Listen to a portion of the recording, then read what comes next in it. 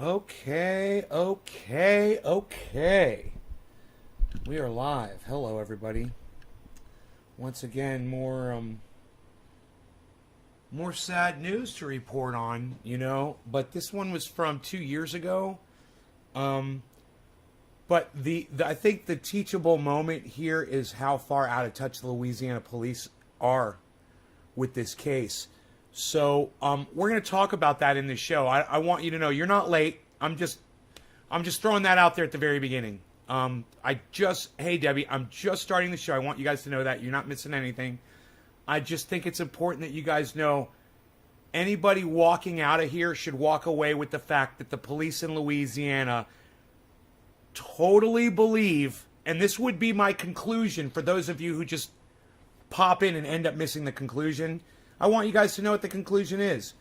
The police in Louisiana totally believe that it's okay to hold on to footage of police beating a man to death over a period of 45 minutes to 2 hours, something like that, 2 years after the fact. And then they say that it was an accidental release and they're not cool with that. And they have no idea Jumping World Brian is your work account. Okay, Jumping World Brian. Right on. They have no idea that Americans feel that when there is an incident involving police, that footage should be released the second it's available. Immediately. No question. No doubt. Hey, Steve, thank you for the first digit of my show, Steven. That's why I'm going to send you triage oil. Thank you, buddy. And he's sharing it, and he's on Twitter, and he's helping the hell out of me. Megsy, thank you. Those of you guys that are going on Twitter and retweeting the hell out of me, I will be shipping you free triage oil over time. For sure.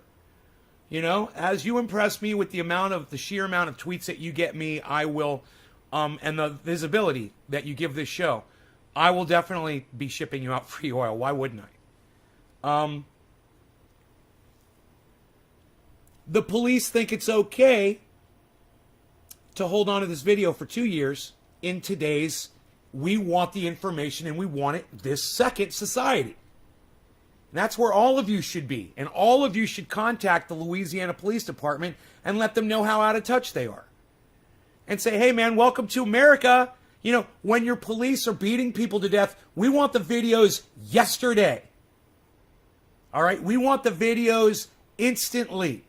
On tap, on demand. None of this 2-year bullshit. What's the point of that? How's that swift justice for the victim that they beat to death? Nay really takes care of us, Stephen. Well, I just know that a lot of you guys are on Twitter kicking ass over there, really trying to help. And I want you guys to take note that I did a little dusting today. Everything's all shiny and clean. Everything. It's all redone. I got the Jimmy Dore postcard on top of the 25,000, the fake award that I never got from YouTube that I had to order from Etsy for $30. But they deleted, I believe I was up to 26,000 something subscribers, and I checked I'm down to like 25,600 or something. It's obnoxious. So they deleted like 400 of my subscribers on YouTube, just so you guys know. And if you're on YouTube, whoa, what's up with YouTube? Oh, okay, cool. Jumping World Brian is the only person that said anything on YouTube. But it says I'm broadcasting to all the channels. Huh. I wonder what happened to my YouTube people. Should I look and see, make sure that I'm broadcasting those channels? Wow, man. I mean, it's saying only one person on YouTube said anything, and now there's no one saying anything from YouTube. So let me take a look here. Look at the title. Everybody look at the title of this video and notice where it says, Pigs release video 2 years after the fact and claim, oh, it was too early. We're sorry, we didn't mean to release that video. You don't understand. Online, they all say online with 0 viewers. Okay. And Trovo says it's disconnected. Whatever, there's Nick on Trovo. Periscope's not working, of course.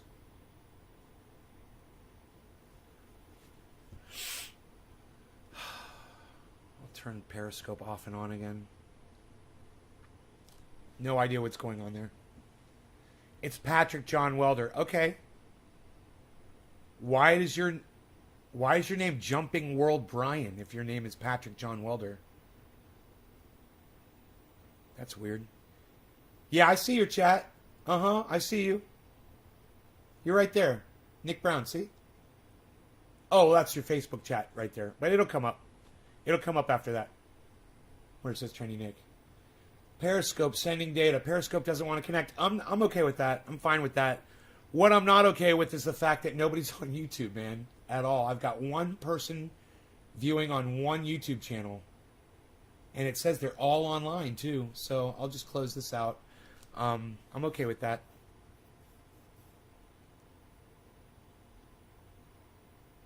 And now I'm bleeding. I scratched my arm just a little bit, and now I'm bleeding, just like that. Bing, bang, boom. All right, let's put some triage oil on there. Son of a bitch. You know, triage oil will stop your bleeding, too. Depending on the type of wounds you have. You know, if it's a small little scratch like this one, it can help stop the bleeding. In this case, I don't know if it's going to work or not. It looks like it might still be bleeding, but it's a very small little whatever.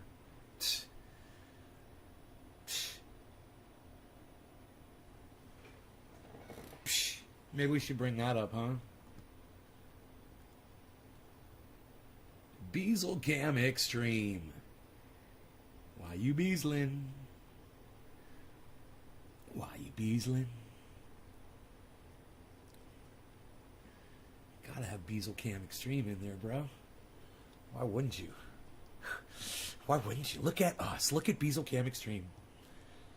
So, my friend Melanie might be coming over to visit me. I haven't seen her in about a month or so, so I don't know if she is or isn't, but she said she's going to be in the area. She's really cool, man. I like hanging out with her. So we'll see. But like I said, I cleaned, I dusted, and that always makes me feel good, man. It always puts my brain together, spending hours dusting and cleaning. This house was a fucking mess. I'm gone for 1 week, and you know what? It's not the kids' fault that we're here. It's just it gets dusty, and the cat brings in so much dirt on his little furry body. And it just gets so dusty in here, you know? I spend time cleaning a little section at a time every once in a while. And hey, Jackie, and I stay on top of it. And I don't have a problem. I'm gone for 1 week. Man, I tell you what, I'm petrified to leave here for a month, you know, or longer. What this house would look like. It's like there's no way to stop the fucking dust, man. I have no idea what to do about that. There must be a product, you know, some kind of an air purifier that pulls massive amounts of dust out of the air, something. I don't know, you know, but I need to look into that. This was just beyond, man. It was beyond me. I couldn't get my head around it, how much dust in this house.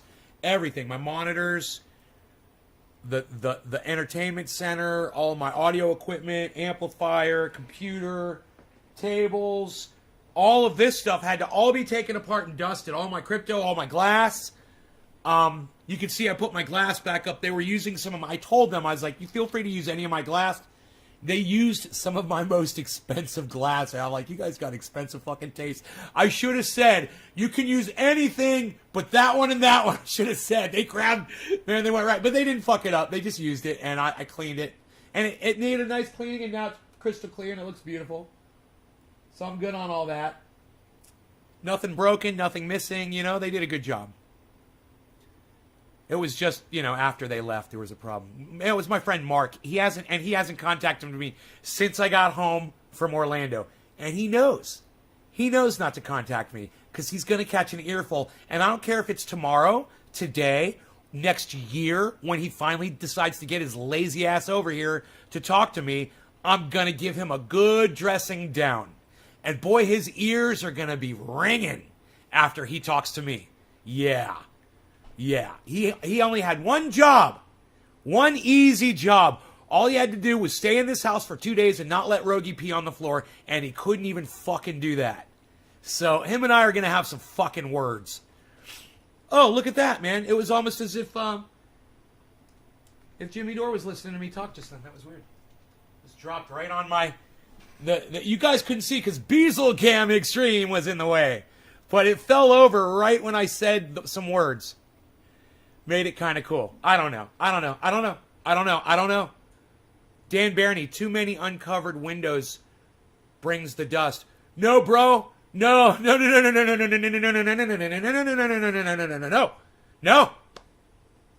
No, bro. They had the house closed up, man. They did. There's no windows open. I'm telling you, this house is sealed up like a fucking tomb, bro. Mind showing us the piece, or did you just put it away? I did just put it away. The piece is right here. It's a rusty glass from Orlando. It's very expensive, and it's very nice. It's a double bubbler. It's really made for concentrates. They were smoking flour and concentrates in it, which is okay. I don't mind. I've smoked flour in it, too. It just makes it a little bit harder to clean. But it wasn't really that hard to clean. I took care of it. But yes, that is the piece right there that they really seem to like a lot. And good, like I said, he's got good, expensive taste. He's just like me. You know, nothing wrong with that. I fucking told him anything on that shelf you can use. And they didn't fuck with my shit. They didn't fuck with my shit too. He did use this once or twice, and he put it back. And I'm okay with that. You know, this is an expensive piece too. One of my favorites. But my piece that not to be touched, they didn't touch it. You know, that's the devil piece. And they didn't go anywhere near my glass that was on this cabinet. I made it clear, if they were going to use glass, to use anything on that shelf, just to be careful. So, you know, I'm really OCD, man. I'm really OCD. It's a problem. And when people come to my house to stay and I'm not here and they're watching for me, I've got such a high standard and they don't know what they're getting into, man, you know. But it's okay. I understand that I've got high standards and I try not to, while I might make comments about it, I'm not going to penalize anybody for it. You know what I mean?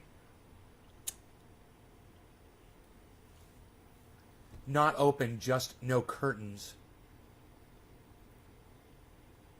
Michigan, Jackie, Josh, Mind Show. Okay, Dan, Eddie, dropping digits. Thank you. The rest of you, please share this around right now. Bring some people here and share this video out. I've got something to say about what these police officers did to this man. You know, I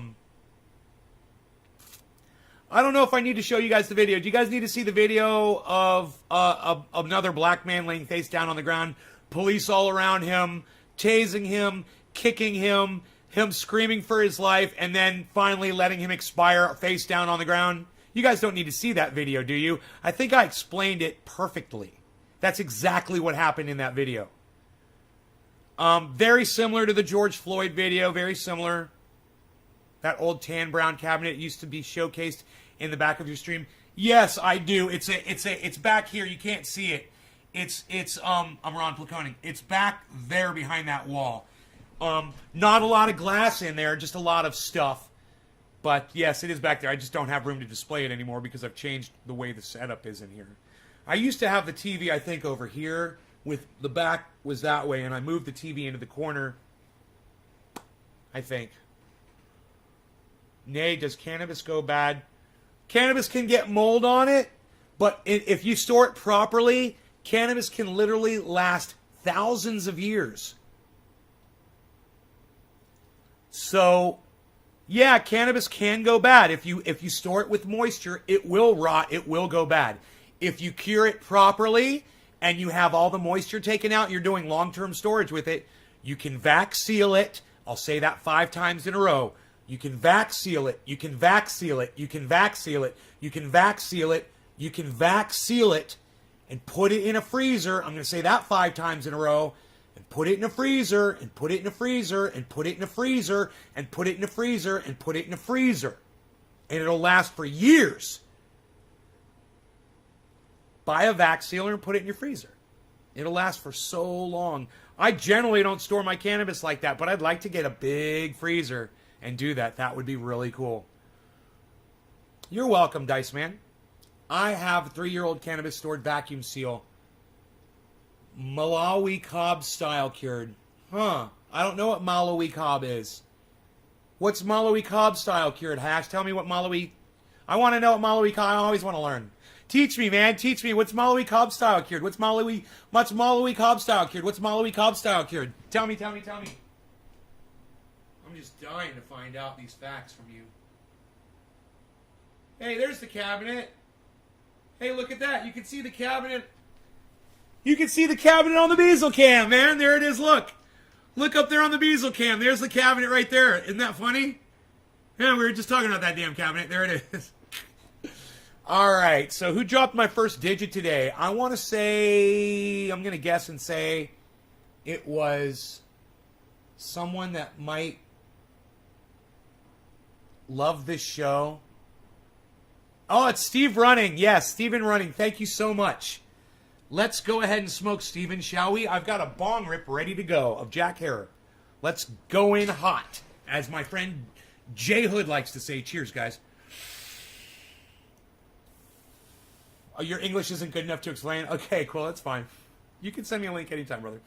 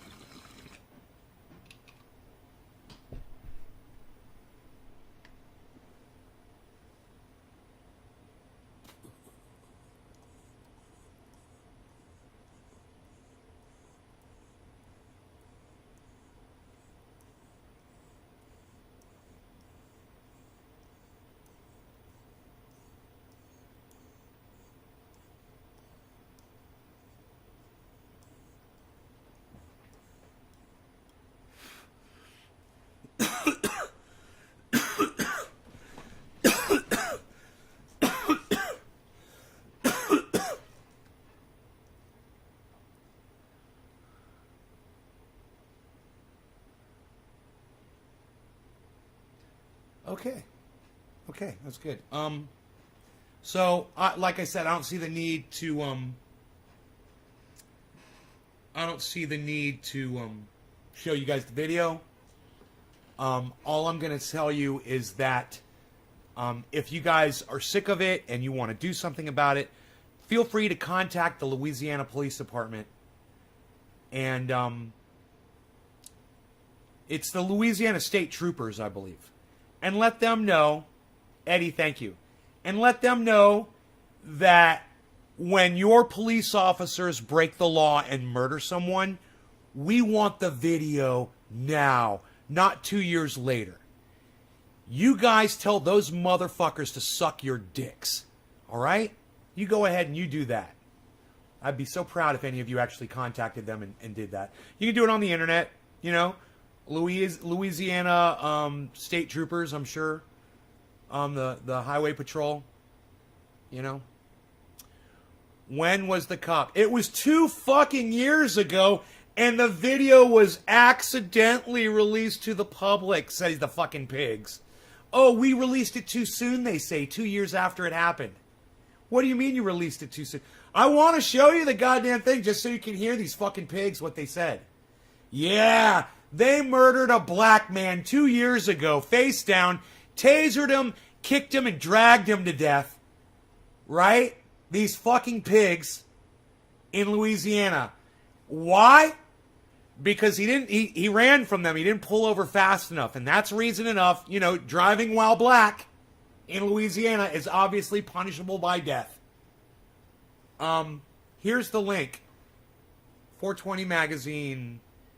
Tanguinas Malawi style cob cure fermented cannabis. Huh. Okay, let's read about it. You do want to see it?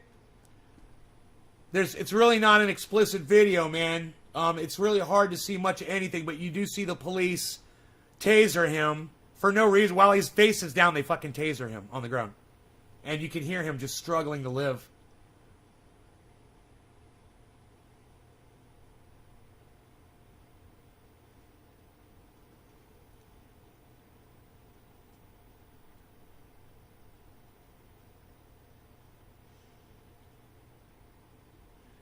Vacuum seal the finished buds and let it cure for 3 months, and you'll have an end product that will change how you think of your cannabis.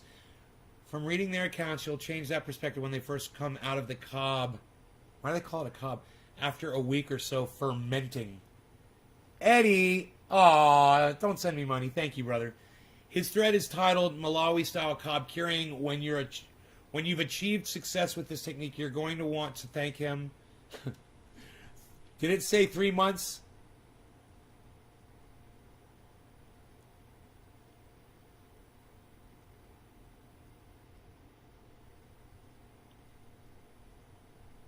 And let it cure for 3 months. Yeah, I mean, I do 3 months cure.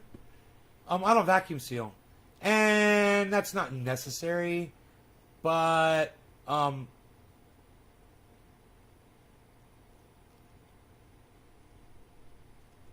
put this name Malawi style cob curing, dude. People have been doing that for years. He doesn't get to put his name on what other people have been doing for fucking years. That article was written in 2018. He says Malawi fucking cob. What? Dude, you're vac sealing it and putting it in the freezer. Just like I told you. Literally. Fuck. Malawi cob style? No. Trendy as Dabber style, motherfucker. Years ago on my show. Way before 2018. Fuck that Malawi fuck you up your ass bullshit, steal my goddamn fucking ideas, take my fucking science, and fucking put some stupid fucking name on it. Everybody does this shit to me. Are you fucking kidding? Dude, I've been vac sealing and freezing buds for fucking years. That's bullshit.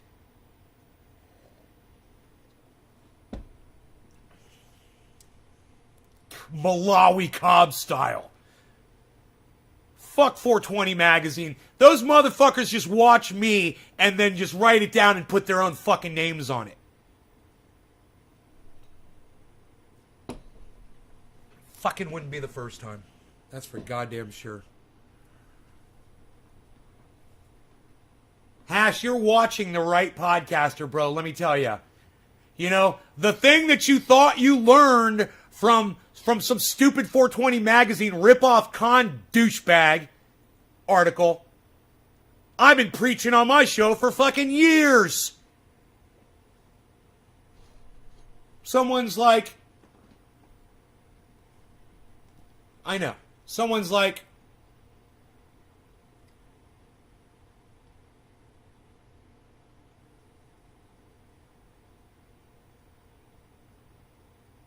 Nate, does cannabis go bad? And I go, not if you vac seal it and throw it in your fucking freezer and you make sure you pull all the moisture out of it. And then Hash is like, hey, Nate, I do Malawi cob style. It's the exact same thing, except I've been telling people for years to do it that way. And I didn't make it up. Dino taught me that. Years ago, before I lived in this house, man. They do it with corn husk. Oh, Jesus Christ. Whatever. I'm sure it fucking makes your bud taste like fucking corn. Husk. I'm still trying to figure out if I'm going to hit this again or not. Psst. I guess I am. Fuck. Right? They literally just verbatim copy me. And they don't give me any fucking credit.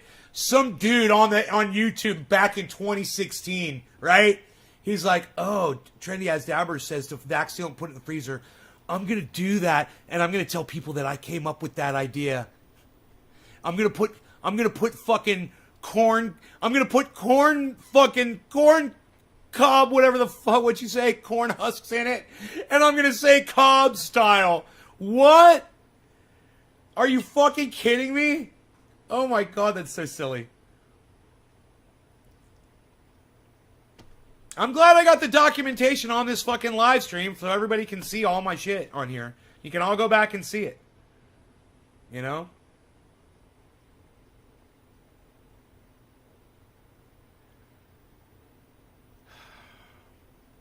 Cannabis will literally last thousands of years. And it has. They found thousands of year old cannabis from China.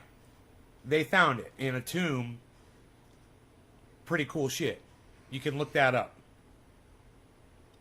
All right, who am I smoking for? I keep forgetting. Am I smoking for somebody? I don't even know if this is going to be a good bong hit or not. I might just have to blow it. Okay, Megsy, cheers. We'll call this one quarter of the hour Newfoundland. 420 Newfoundland. Hey, Killer GB, what's up, buddy? I don't like to talk about my crypto. Cheers.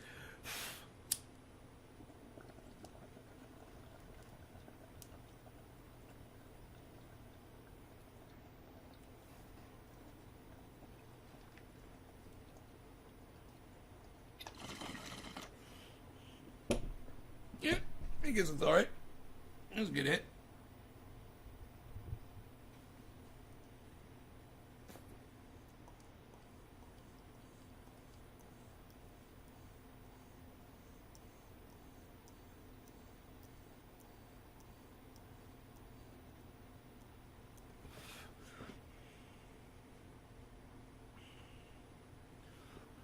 Fucking cob style. They need to take their corn cobs and stick them up their fucking tight asses. Their tight fucking information stealing asses. Do you do air purifiers inside or anything out of curiosity? I personally don't mind the smell all the time, but others who don't always like it. Right, Josh? No, I don't have an air purifier. I got air conditioning in the home, which actually, it eats a little bit of the smoke. My air conditioning's got a very good filter system on it. Not anything like a real dedicated air purifier though. And while my air conditioner is much stronger than any air purifier, definitely. That fan up there is definitely kicking way more wind than any air purifier. I don't know what the amount of purification going on with that unit actually is. I don't, it could just be taking the smoke and recycling it and throwing it right back out again. But I will tell you this. My AC was running the whole week that I was gone, I believe. Because every time I logged in and checked the camera in this room, that fucker was on and running. Just like I wanted it to be. I thought that was going to keep the dust down, man. But, man, it didn't. Oh, fuck. I mean, it was just a coating of just a sheet of dust. This entire place, it was just a sheet of dust everywhere. I had to wipe off everything. I used wet rags to do it, man.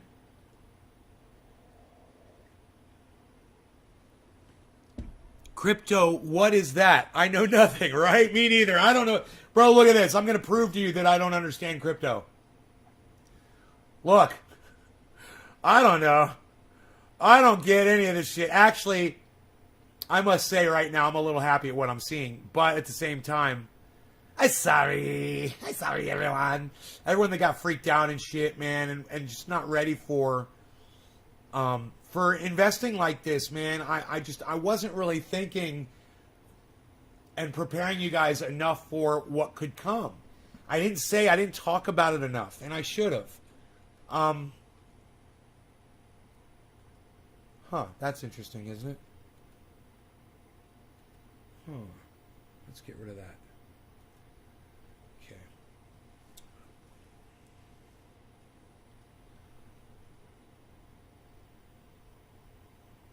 So, where do I want this? I think I want it right there.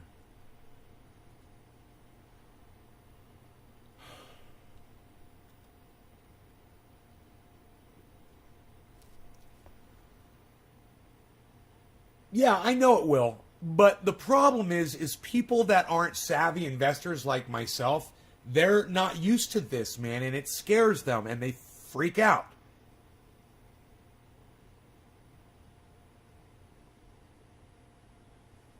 Dude, I already asked you if FUD was fear under duress. What is FUD? I forget, man. I keep hearing people say, is it FUD? And I'm like, is that fear under duress, or is it... What's that mean exactly? My friend gave me a gram of diamonds. Well, Karen, I hope that it gets you higher this time than the last time. Let us know. And let's pack a bowl of I'm looking for my Jack Hare. I remember I put it away. Here it is. I want everyone to know Simon Dan never got back with me about an interview. Professor Dave Explains never got back with me about an interview. You know what I'm thinking about doing? I'm thinking about writing them both a letter simultaneously, right? And saying, Dear Simon Dan and Professor Dave Explains, I just want both of you to know that you're the only two people that I've ever... Oh, and Richard Medhurst. And say, I just want the three of you to know that you're the only three people that I've ever approached for an interview, and you just never got back with me on it, or you said you would, and you didn't. So, put all three of them on it, and see if that encourages one of them to write me back. I don't think they will, because it carbon copies back to the other two guys. But at the same time, when they see that email, they'll know that the other two guys know that they're not getting back with me either. And I want them to be a little embarrassed about it. Because it's rude. It's rude. And I go through all my emails almost every day. And when someone is contacting me personally, I always have time to respond. You know, and the fact that they're not doing it, you know, you're sitting there deleting, you know, make your dick bigger advertisements and shit like that. You got time to say, hey, bro, I'm a little busy right now. I'll get back with you. Thanks. Something like that. Or, hey, man, thank you for offering, not interested, like BitBoy Crypto did. At least BitBoy, like I said, at least they got back with me and told me, Simon Dan, him and I have been corresponding with each other, and he just has fucking dropped the ball. You know, he'd been writing me back saying, mid-April. I was like, great. Mid-April comes around. I still hadn't heard from him. I'm like, hey, bro. He's like, oh, yeah, man, I'm just so busy. Let me get back with you here in a week. I'll email you back in a week. I'm like, okay. Never heard back from him. Messaged him again. Still haven't heard back from him. You know? It's been months. So, these are people, and you know what I'm realizing is that you guys don't give a fuck, man. You don't go and watch the people that I interview. You don't go and watch their shows and follow them on Twitter and interact with them at all. So it almost makes me not want to do fucking interviews anymore. I mean, I thought I was getting good at it. I'm feeling comfortable. The guests seem to be enjoying themselves. And they seem to enjoy themselves so much that they would come back for more. But at the same time, it's all about y'all, man. And if you guys were interested in those interviews, then you would go and you would support those people. That is why I bring them on the show. That is why every time I do an interview, I'm like, go ahead and tell my audience where to find you, what you got going on, what your Twitter handle is, and all that shit. Let my audience know. And then you guys don't go and do it. Because if you did it, you could try to get me on one of their programs. That would kind of be cool. That would be a first. Me appearing on a big show. That would be nice. Let me tell you something. This is the first time my YouTube channel, the big one, Nays Garden, has ever been in the positive with subscribers. Yeah. It's always in the negative. It's usually like -1, -2. Now it was like plus 20. You know, you've had 25 subscribers in the last 30 days. You know, and I'm down. You know, and trust me, man, they're deleting more than that. They've deleted 400 in the last month or so. So, you know, that plus 25, that's after they've deleted like 100. You know? Understand that. That is how it works. That's not me exaggerating. That's true. They literally do that. But my channel has become more visible lately on YouTube. Thank you, Nick. Awesome. I've been trying to get you on the Pop Brothers at Law show. Lol. I talk to them all the time. Lol. Eddie. Thank you, Eddie. Oh my God, Twitch blocked my message. I wonder what it was, Crazy Karen. That's fucked up, says Steve Running. Well, I'll just put that out there and let you guys know I'd love it. I'd love to get more people, and it's doing good. The show's, hey, you guys, the show's doing great, man. Since I went to Florida and came back,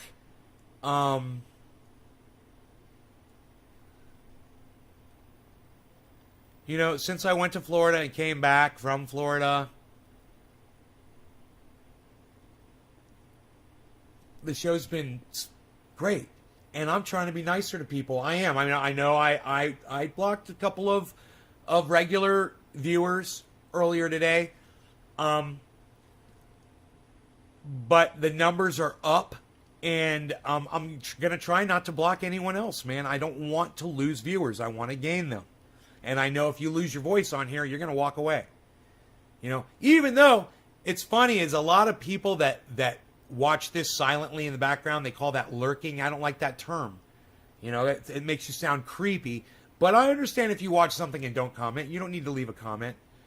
I don't know that you're watching, and maybe those guys are watching every day. And if they did just leave a comment one time out of every 2 or 3 weeks, then they shouldn't give a fuck if they're blocked from commenting, and they should keep watching the show. And I just want to say, fuck you both. All right? I'm still mad at both of you. The fact that you guys are both longtime viewers of the show, and you were trying to subvert what I was telling my audience this morning, that really angered me, man. What you should be listening to is my message, not what you can find out that you can disagree with, so you can be a wrench in my spokes. So you can subvert what I'm saying to my audience. Listen to the overall message, agree with it, and don't try to pick me apart. You're going to nickel and dime yourself to death when you do that. Help me out here, man. I'm not lying to anybody, and you're trying to make it look like I am, and that's fucking bullshit. And I would just appreciate it if you would refrain in the future. If you disagree with me on something, that's fine, man. But at the same token, I don't give a fuck if you disagree with me. I don't want to hear about that shit. Keep it to yourself. I'm not here to debate you. I'm not here to fucking argue with you. I am here to try to assist my audience, and that includes your disagreeing ass. As much as I can. I want to help people. And you can try to assist me in helping them instead of hearing me say something that you disagree with and let me give you all the examples so you guys know what was said this morning. I said cannabis is the only term, it's the true term, and there is no other term for cannabis. And this guy came on and said, oh, well, in India, they've called it ganja for 1,000 years or something like that. And I said, right, I'm talking about here in the United States. I'm sure that there were other countries that had, other languages that referred to cannabis because, China was discovered in China. They had some cannabis that was stored for 5,000 years or some crazy shit like that. 5,000-year-old cannabis they fucking found? Correct me if I'm wrong, guys. I mean, that's what I believe. And it was a long time ago that I heard the story, and I literally saw the photograph of the fucking cannabis and was just like amazed. But, hey man, it's okay you disagree with me. Just, keep it to yourself and think about what my message is to my audience. Is why you should call it cannabis and not fucking ganja. This is the United States, man. We speak English in this country. Hey man, I'm not offended by other languages and whatnot.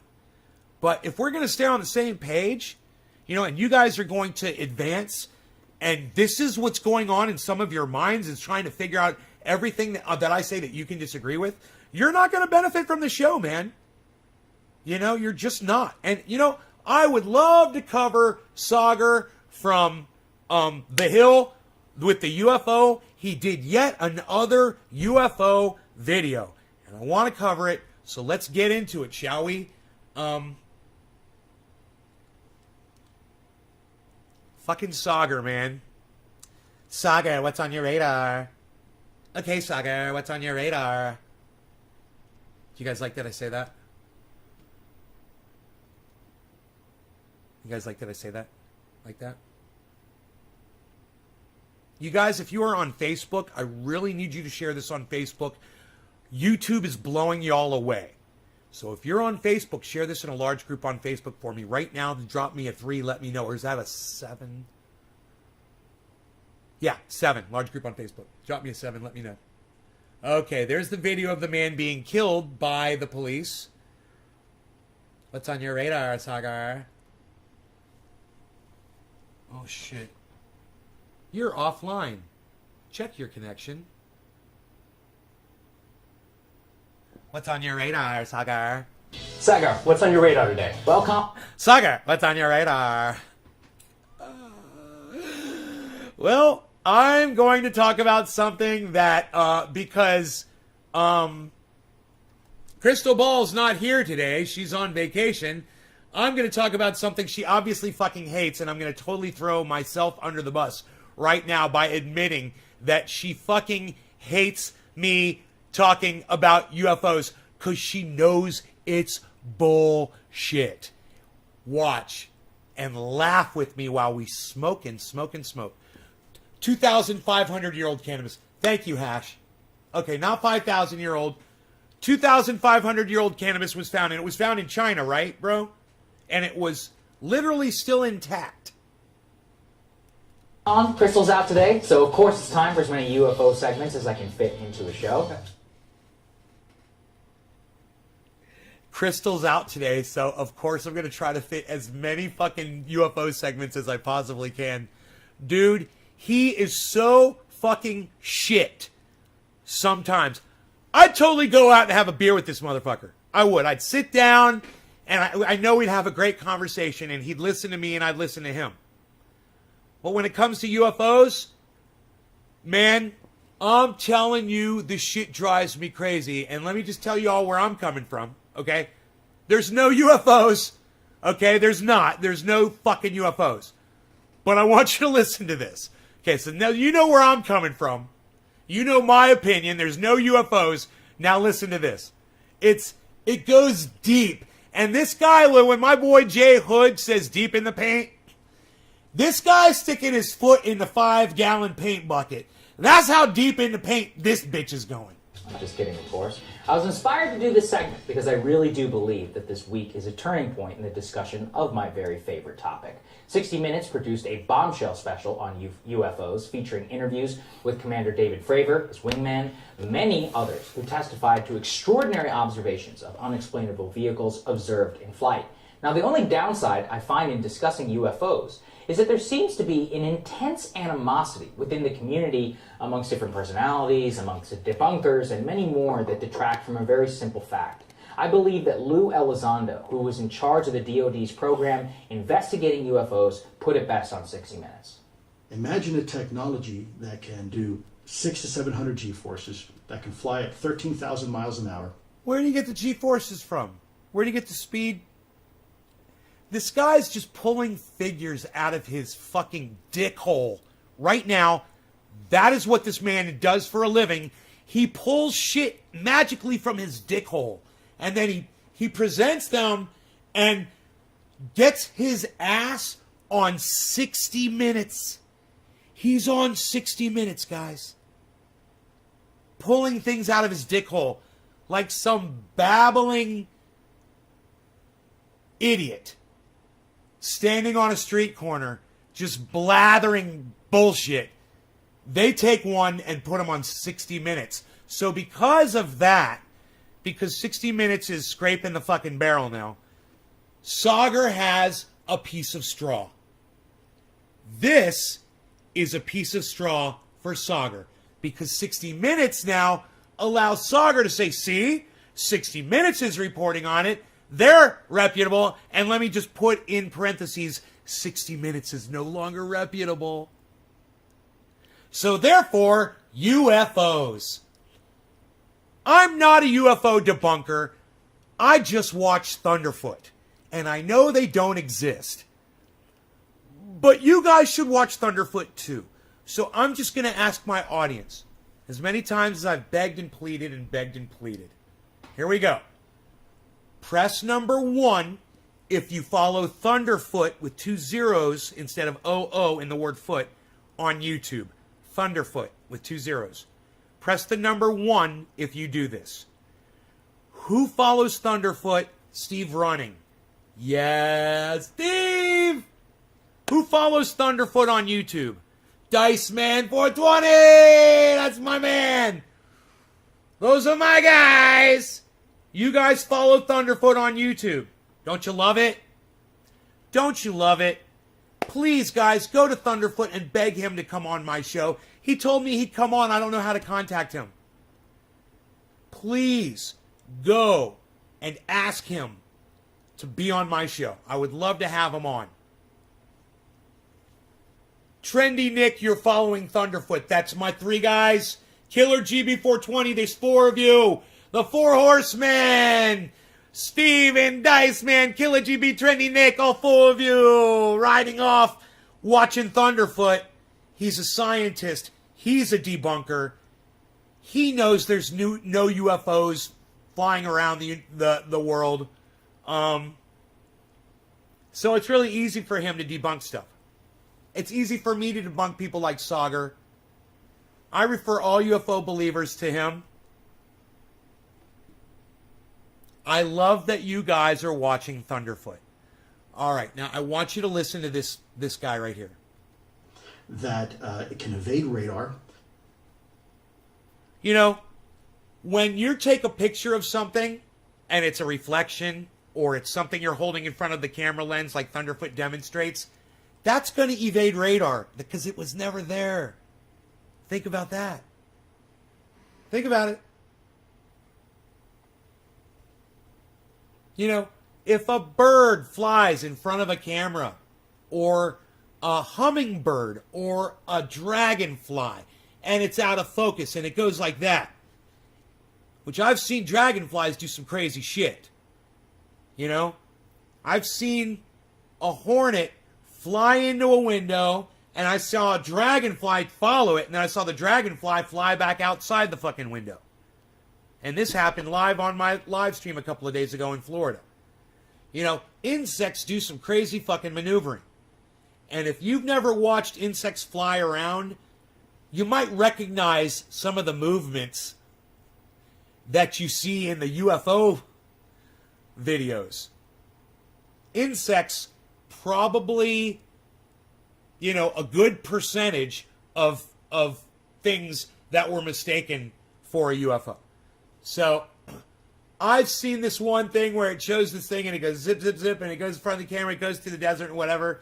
And yeah, if you're thinking that that's a UFO flying far away from the camera, then it could look like that. But if you're thinking it's an insect and it's actually pretty close to the camera, that changes everything. The reason these things don't show up on radar is because usually they're not there or they're too small to be picked up because they're insects, birds, you know, maybe even some debris. And that can fly through air and water and fly through air and water.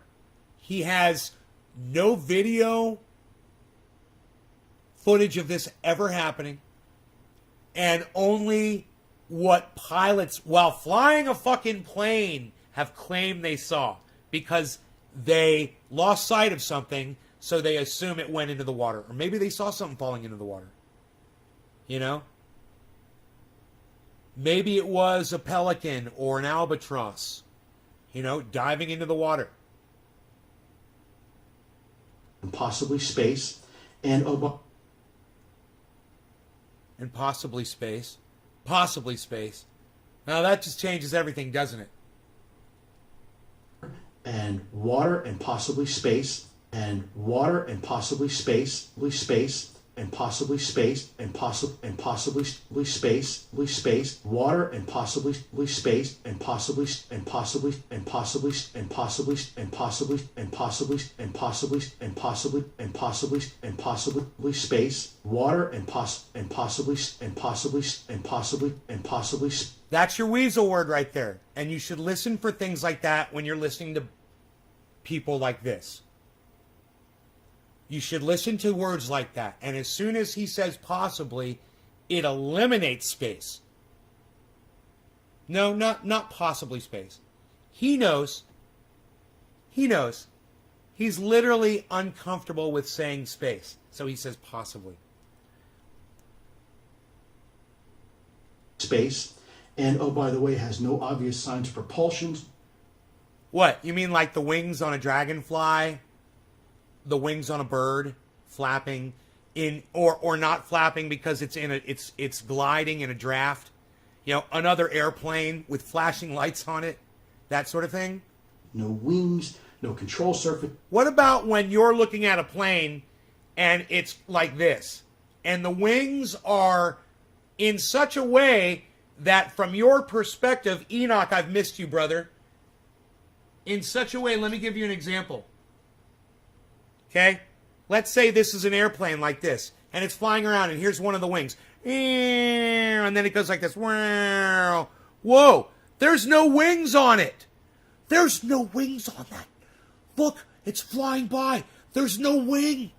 There's no wing. It's got no wings. Look at that. Look at that. It's got no wings. Do you see how that works?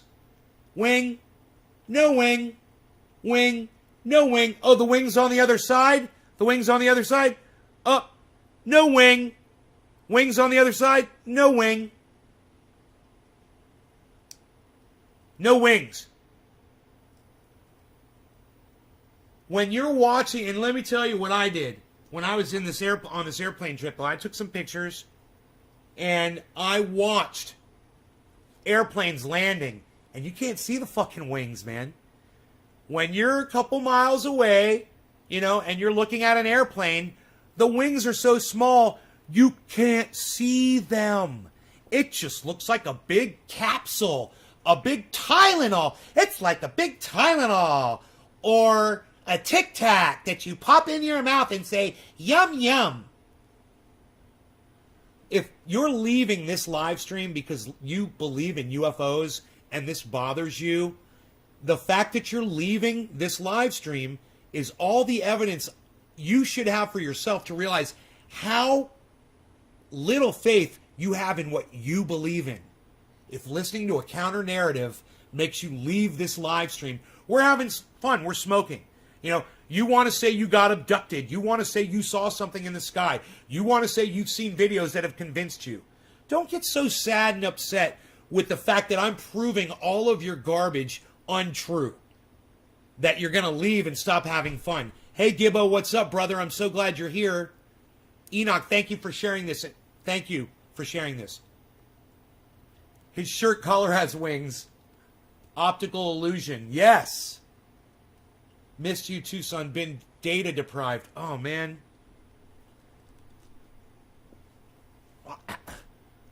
Fucking A. You guys need to follow Thunderfoot on YouTube, all of you that don't do it. I'm not going to get upset with you, but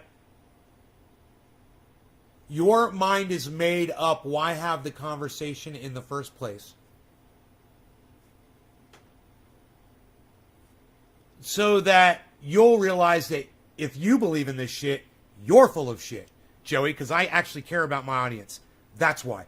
I don't want you guys, I don't want anyone in my audience that we claim we're all keeping it real here, thinking that there's fucking UFOs or reptiles or green men or hollow earth or flat earth or any of that shit. Is that fair enough, Joey? Is that fair enough? That's why I have the conversation. I'm not here to argue. I'm not here to fucking to convince you. I'm not here to debate. I'm here to fucking save you from yourself and your indoctrination. You know, people like this guy right here, they're part of the people they're part of the crew that indoctrinates people. I don't know if you are, Joey. I don't know if you're talking for yourself or not. But I'm just saying, these are part of the people that go out there. And Sagar is also, he's another one. They try to convince you that there are UFOs out there. You know, and they just rely on each other in pieces of straw. And yet still can defy the natural effects of Earth's gravity. That's precisely what we're seeing. No, it's not precisely what we're seeing. Show us. Show us a video. And I guarantee you Thunderfoot will debunk it. Or he already has. Hey, Michael, what's up, buddy? Eating and smoking got a little for the ladies. Right on, Chris P. They are hot here. Okay, Griffin. Hey, Nate, cheers to your mega glass collection and proper cannabis education. Thank you. Griffin. It's not a belief. It's just the way it is. The UFOs are real. Doesn't mean they're aliens. What are you so afraid of? Joey, I'm going to block you from my live stream. I'm going to block you from my live stream. You realize that, right? As many times as you've come in here, now I see you for the real you, that you're really a person that believes that UFOs are real.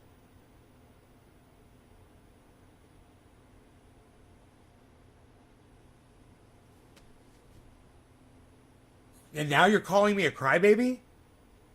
Okay, you know what, dude? Suck my dick. You guys, look. He's calling me fucking names.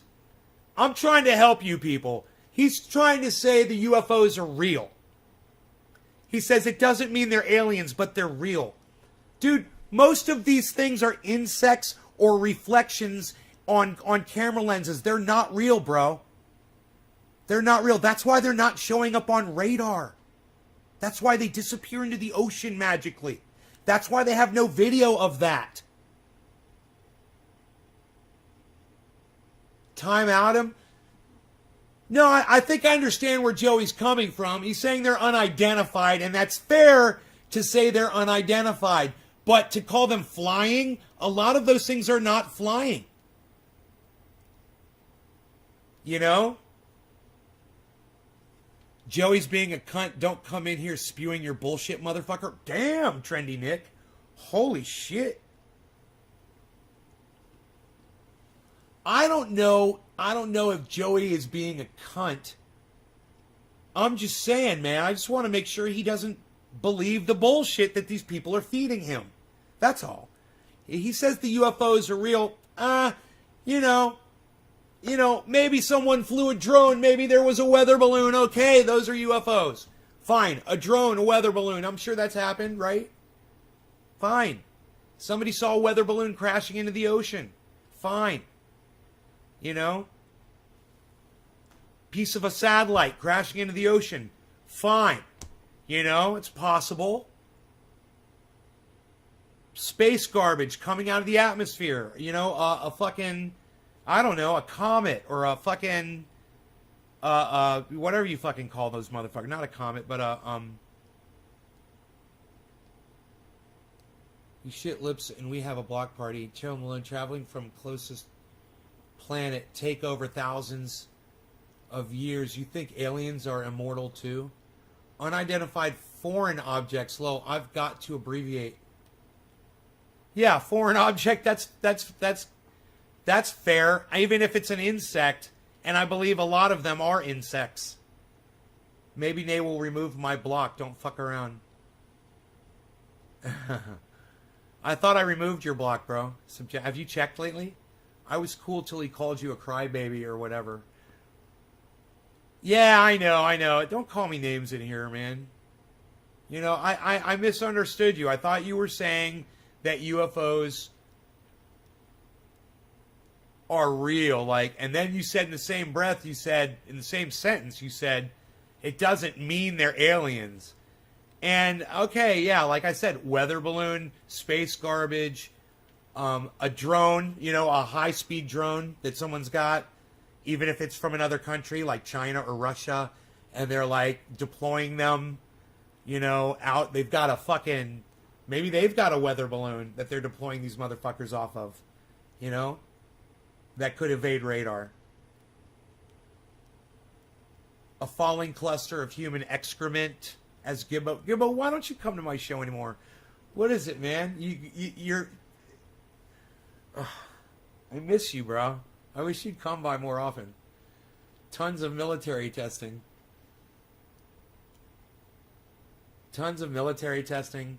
Bro, anyway, let's go on with Sagar here, and I want to do a bong rip. I really do. I'm having a lot of fun.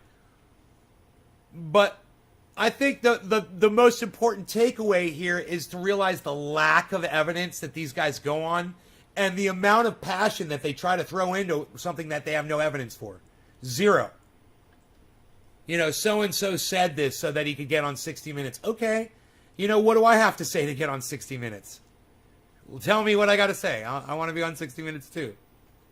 There's something that's been observed by both humans and by our technology, capable of flying in a manner unknown to human science. That's about as extraordinary as it gets. To me, the only question is, what is it? But increasingly, I have observed a backlash to what I'll call the mainstreaming of UFOs. Why now? Why is the Pentagon coming forward? Is this some sort of psyop? Isn't this all just a ploy to raise money for the Space Force? I understand that impulse, given that our government has already lied us into war on faulty intelligence. But it's important to really interrogate that assumption, because I believe right now resistance to the idea of UFOs remains on mistrust of the institution, which is in possession of a wide body of evidence surrounding what could be one of the greatest mysteries of our civilization. It's 420. Happy 420. First, I'll state that it is absolutely not impossible. This isn't all elaborate Sandy psyop Smith, Nick for one Brown. military Happy outfit. 420. But Cheers. that I On the believe 420. it's extraordinarily unlikely. Little late. Gideon Lewis Krauss of The New Yorker, he recently wrote this story titled How the Pentagon Started Taking UFOs Seriously.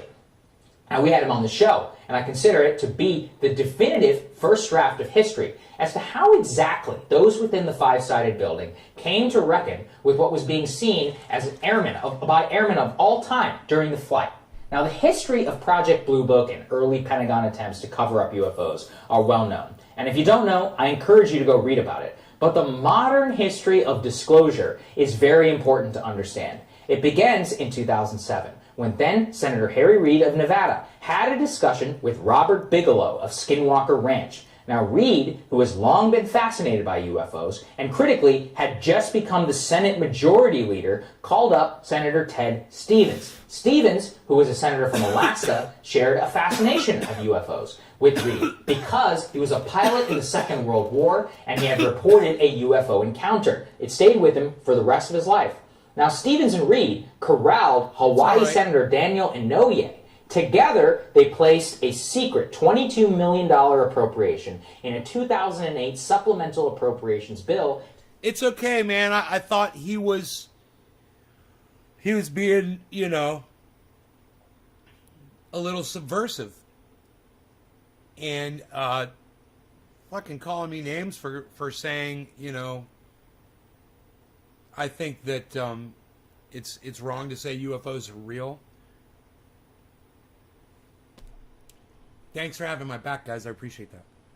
To investigate the phenomenon. The Pentagon pushed back hard. They didn't want any of this. Reid basically pulled rank and said, I'm the most powerful person in the Senate, so you're just going to do it. So from that point forward, the Advanced Aerospace Weapons System Applications Program, or ATIP, was born, which began studying Robert Bigelow's Skinwalker Ranch and all sorts of crazy stuff, like ATIP. What a fucking phallic name for another goddamn, military-based program. ATIP. The tip of my dick in their fucking mouths. What a bunch of douchebags. goblins and dog-like creatures. But critically, it also hired Lou Elizondo, who you heard from earlier, in 2010. Now, Elizondo had no opinion on UFOs at the time. He was later promoted to the head of the program in 2010, which turned the program exclusively into the study of the national security implications of UAP, or unidentified aerial phenomena, encounters. It was there that Elizondo became familiar with the encounter he describes in the 60 Minutes clip, and many more, where he came to believe that UFOs are real, but was refused access to the Secretary of Defense repeatedly to brief him on the project and what he found in the Pentagon's files. From there, he was later introduced to Leslie Kean, a journalist who's been investigating UFOs for many years, by former defense official Christopher Mellon. Now, Elizondo briefed Kean on the program. He then resigned and then led to the now famous 2017 New York Times story, which sparked the UFO renaissance of today. Now, I took you through this torturous history for a reason, so you can understand the Pentagon had absolutely zero interest in letting any of this come out. They pushed back against it. Right, and you want to know why? Because they know it's all bullshit, and they know it's all going to get debunked, and they know when people find out, they're going to look stupid. Because they should have the technology to debunk this video, all of this video footage that they have. And, people out there in the science community have the technology and the expertise to do what the military obviously does not. So that would be the reason why they don't want to release the footage, because they know it's bullshit. You know, they know this isn't anything, you know, worth saying, hey, we think that we might be getting visited by aliens. They know that. He uses this as another piece of straw. The fact that the Pentagon is hesitant to release this footage, for him, is another piece of straw in his horribly built straw man argument that we're being visited by aliens. This is so easily disproven, guys. Harry Reid, they tried to bury Lou Elizondo. They never wanted any of this. For it Right. They never wanted any of this because they don't want to look like a fool. Exactly. Let's go over that a couple times, kids, okay? to be a psyop, the people in charge have to be in control. They never wanted any of this. They never wanted any of this. They never wanted any of this. They never wanted any of this. Elizondo, they never wanted any of this. Why? Because it makes them look like fools, just like you look like a fool.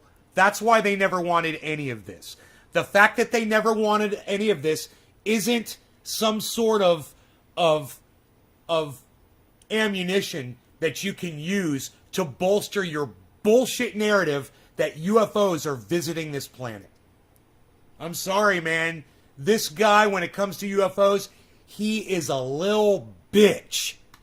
For it to be a psyop, the people in charge have to be in control. And by all accounts of the principal players involved, they did their damnedest to make sure all of this remained a secret from the public forever. Since then, what has happened instead is not disclosure, but resignation to overwhelming fascination from the public, from people like myself. Now, the Pentagon reassigned a high-level civilian to continue Elizondo's work, and since then, a sieve has opened up, with awareness amongst the U.S. military that they will not be shunned for reporting to their superiors what they see out there. So the military has released this footage, right? Let me ask you guys a question. Do you trust the United States military? Yes or no? Who's going to be the first person to answer that question? Do you trust the United States military? Yes or no?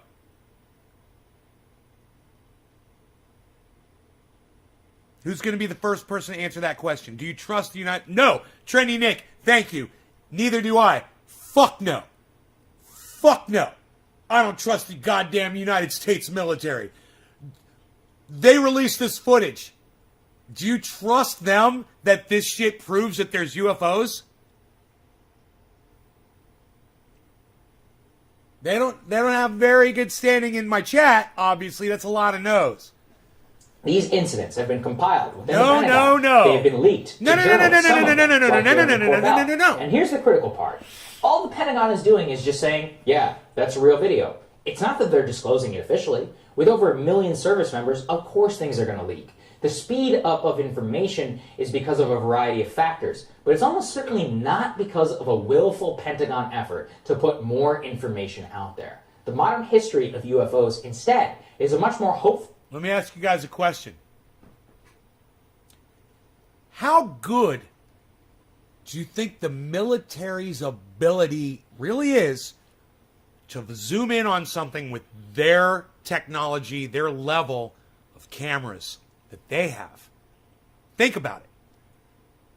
On a scale of 1 to 10, a scale of my camera being about probably a 4 out of all cameras in the world. You know, my camera's pretty clear, it's pretty good, it's got, you know, high def, whatever. But we're talking military grade cameras. They could zoom in on a hair on the tip of my fucking dick. Okay? And they'd be able to tell you my fucking DNA off of it probably with one of their fucking cameras. But the footage that they release, to show you looks like that. That's the UFO footage right there that the government with their high-tech camera, that's what they show you. That's the fucking quality of a military fucking camera that's on a goddamn aircraft carrier that's designed for military use And probably the highest fucking resolution available to man on these fucking cameras. And this is what they have to offer you. I don't know. I think it'd be more clear than that, man. Don't you? I think it would look a little bit more clear. Officially, with over 1 million service members, of course things are going to leak. The speed up of information is because of a variety of factors, but it's almost certainly not because of a willful Pentagon effort to put more information out there. The modern history of UFOs, instead, is a much more hopeful story, Bigfoot, in which the truth was dragged out, and now that it's out there, they just simply don't know how to control the narrative anymore. As Lewis Krauss himself told us here on Rising, if the Pentagon wanted to raise money, there are a whole lot of easier ways in order to do so. Iraq, Afghanistan, terrorism, Russia, China. There's a lot of easier ways to get billions of dollars more in appropriations. Instead, this is a case of people who for a long time tried to deny reality, were then forced to reckon with it, and are now coming clean with us out of necessity. In other words, they're not manipulating us. He's been on this straw man point for the last 5 minutes. He's still making the one little point that they didn't want to release the footage. That's his one point that he's been talking about for 5 fucking minutes. We are manipulating them. And I did this column because, and I understand it, people are like, why now? Like, why now? Well, if you go and you see the modern history of what happened here, it was basically, this all only happened because Harry Reid was the most powerful person in the Senate, and he was just really interested in UFOs. And he's like, no, you guys are going to do it. And they pushed back so hard against him, you can read in some of the reporting, he's like, no, you're going to do it. He's still talking about the fact that they didn't want to release the footage. Still. Do it. And they kept pushing and pushing and pushing. And once they had the information, then the SecDef, Mattis, he didn't want to hear it. Him and his staff, they're like, no. So they went to a journalist, and the moment the New York Times comes out... Oh, God, Jacob. Well, the UFOs glow. I saw one once, had Aztec writing over it. UK government are silent on them. Jacob, you didn't see a fucking UFO. You know? So don't come in here and say that you did, because you didn't. All right? Oh, God. Jacob Granger saw a UFO, everyone. Boom. Now you have to talk about it. So it's critical that they're not the ones who are putting this out there. They're not the ones even necessarily who enjoy seeing videos get leaked. But still talking about releasing the video. That is a long piece of straw you got there, Sauger. A real long one. That's longer than my dick. But when they do, now instead of lying, they're just like, yeah, it's real. They don't necessarily like that it's all there. It's just happening because of overwhelming public interest, not the other way around. And I think that's very important for understanding what's happening right now. It is. And that bank shot, initiated by Harry Reid to then get this study done, that then release things publicly, is a really interesting way to kind of normalize experiences that people have been having for years. Right. And now I think something very, very interesting is there's a lot of trust in military and in veterans, and they're now not afraid to come out publicly anymore to actually talk about these experiences. And no, because people like you are listening to them all of a sudden. Because they're idiots like you and Sauger that will literally put them on your TV show. And I guarantee you, if Crystal stays away any longer, they're going to have these motherfuckers. They'll have the astronauts on and everything. They're calling them right now. Hey, you want to have me on, man? I see you got 152,000 views on your last UFO upload.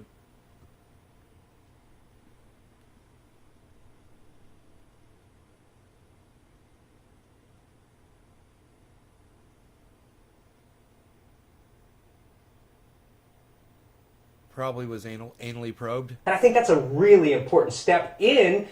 Okay, let me see who I'm smoking for here. It's bottom of the hour late. We're going with Eddie Haynes. Eddie Haynes. Eddie Haynes. You got a tattoo. This is for you, son. Cheers. You get one all to yourself. What can I say?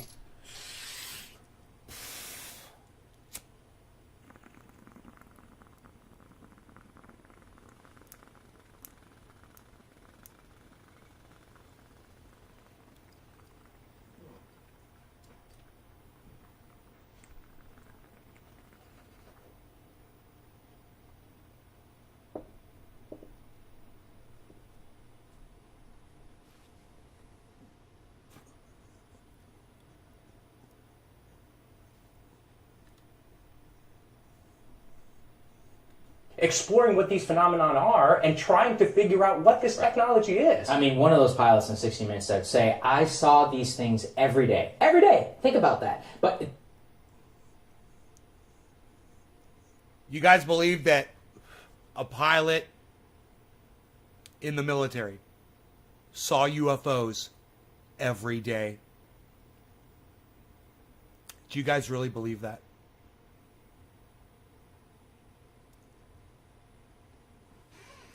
Or maybe he saw airplanes flying below him every day. Would that be more believable? Occam's razor would say that there were airplanes that he kept spotting, these Tic Tacs.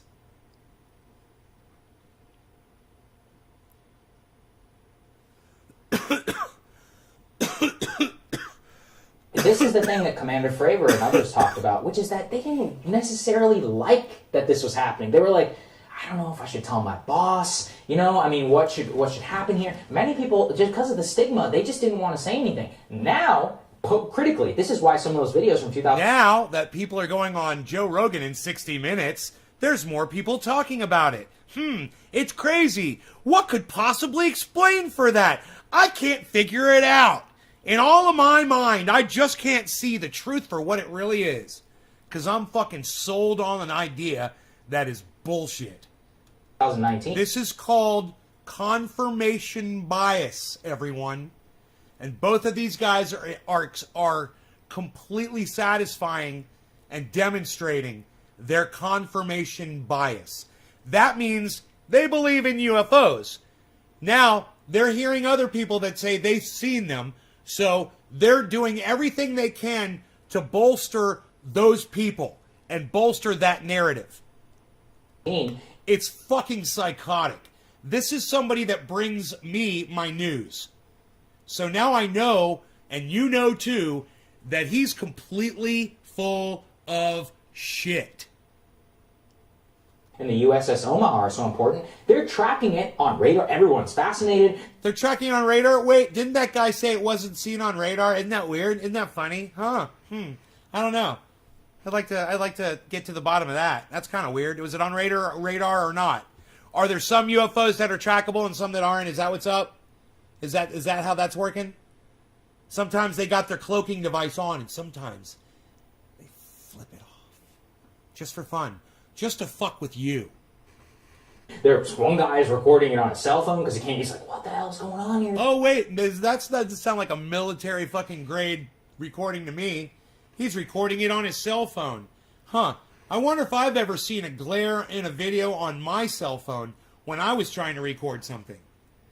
You know, I wonder if my phone is ever not focused on something, or if I can turn autofocus off on my phone. I wonder if I can go to settings on my phone and make it set however I want, you know, and change the aperture, and then take a picture and a video of an airplane that's got blinking lights on it. Too bad I couldn't fucking hide the blinking lights on my cell phone footage. But those of you guys who saw that, you'll see the blinking lights. And they're blinking just like every other airplane that flies in the sky. It's crazy. I know. You're like, this is crazy. And you can see exactly that. I agree. Thank you. That they feel comfortable enough to be like, look, man, this happened. This happened. Here's the footage. They feel comfortable enough because you're putting them on the air, but go ahead. Now, you know, you can talk about the debunkers and all that stuff all you want. But the critical... At least he acknowledges that they are there and that they have debunked you.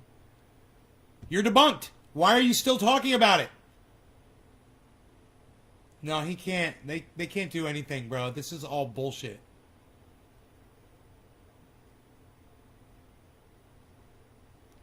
Jacob Granger. Just stop.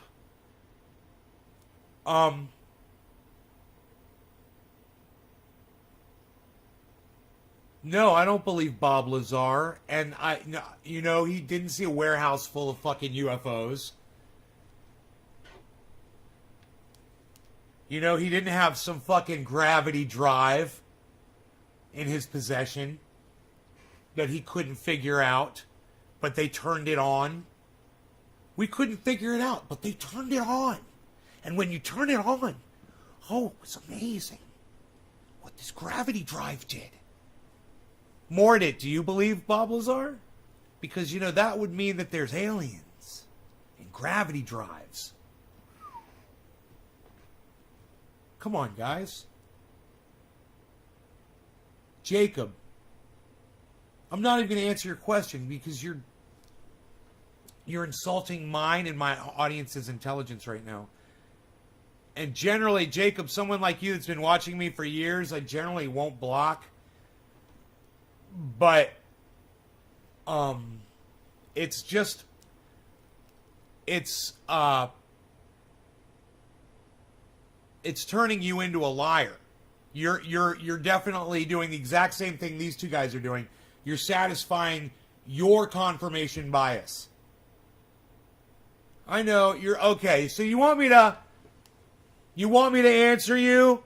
Have I ever seen a UFO? Yeah, man, I have. I've seen something fly over, man. I had a couple of experiences, man. I couldn't explain them. Things came out of the air. Yes. I saw a UFO. I was with a friend of mine, and we both saw it together. Both times. It happened twice. And I always let that convince me that those were aliens. You know? I was just like you, man, until I figured it out. Just because I can't identify something that's above me doesn't mean that it's an alien from outer space.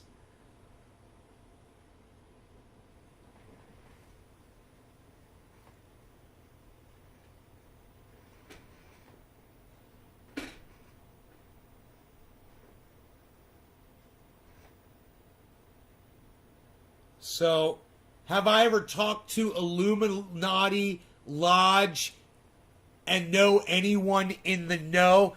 Okay, let me tell you something, bro. There's no Illuminati Lodge and no one in the know. All right? So I don't even know what the fuck you're talking about. There, I answered your question, okay? Dude, do you want to know what it was? Most likely? Okay. The first thing, I was standing in the cul-de-sac of my house in the Springs in Longwood with a girl named Candy, right? We were walking down the street towards my house. I believe we went outside because I believe she wanted to smoke a cigarette, but I'm not sure why we were outside. And we both looked up, and we saw something that flew over. It wasn't making any sound, and it was low, and it was blocking out the fucking stars. But we couldn't make it out. And I was like, what is that? And she's like, I don't know. She's like, but I see it. And she was pointing right at it, and I was pointing right at it. And it flew to a point over the tops of the trees in my cul-de-sac where we couldn't see anymore. So I know it was fucking low. So, you know, it could have been a glider. It could have been a parasailer. It could have been, a balloon, you know, a blimp. It could have been someone in a fucking, like a Cessna type airplane that was flying drugs out and had their lights off. You know, it could have been a kite that had been released and was flying in the wind low. And it was at night. You know, all we saw was that there was something up there and it was blocking out the stars. You know, I didn't say to her that was an alien, and she didn't say to me that was a fucking alien. But you know what we said? Well, we can't identify it. We were joking around. We said it's a UFO, and it was funny.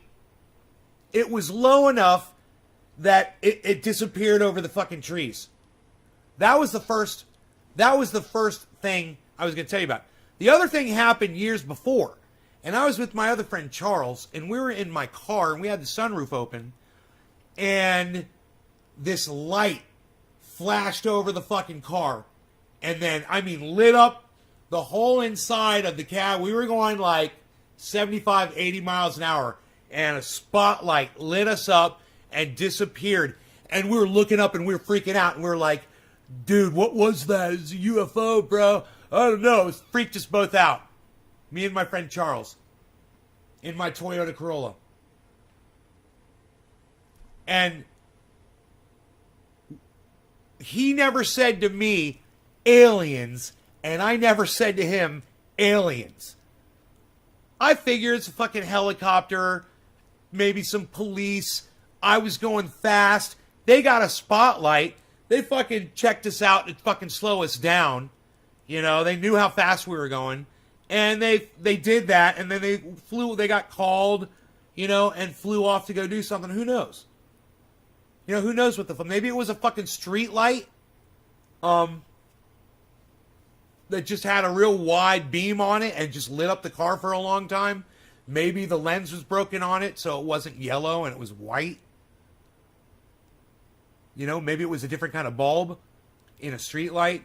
Who knows, man? But we both noticed it, man. It freaked us out. That's for sure. Didn't make us... In either case, we never fucking jumped to the conclusion that we were being visited by fucking aliens. And even if that was the case, they wouldn't be fucking looking into my Toyota Corolla. You know? Back in 1987... Dude, they didn't have drones in 1987.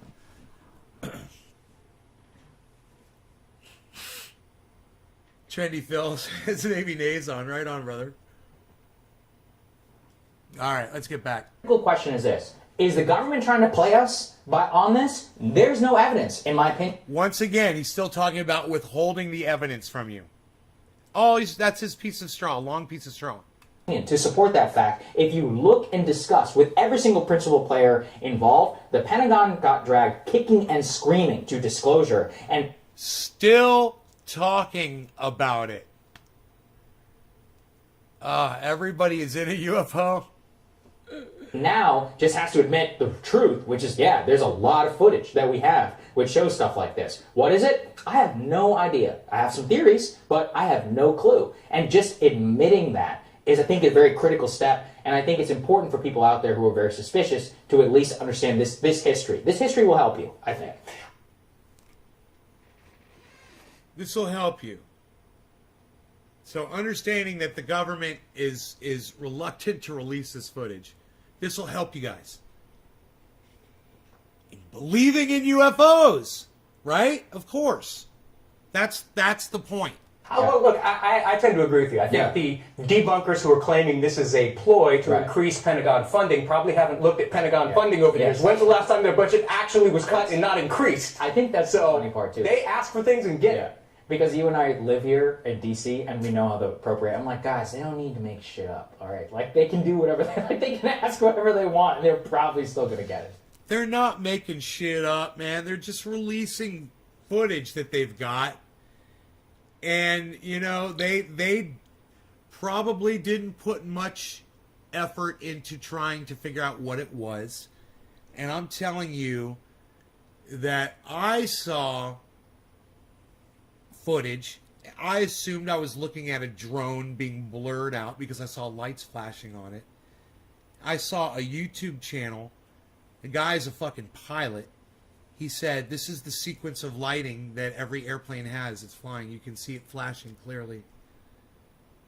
You can see the lights flashing on this object. It's an airplane that's blurred. The guy, you go in, you adjust your aperture and your camera settings, the amount of light, whatever. It blurs it. You get a blurry shot. And when it's blurry, you can even fucking move your phone just like this. Like I'm moving my hand.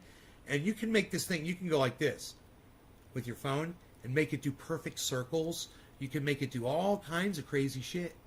And if there's no reference, if there's not like a star in the background or something like the horizon line, like in that one shot where there was an ocean, you know, something to at least compare it to see if there's any movement.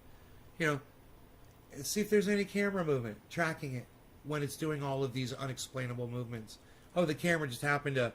The camera was tracking it, you know. It was defying the laws of physics. Anyway, that was a discussion for another time.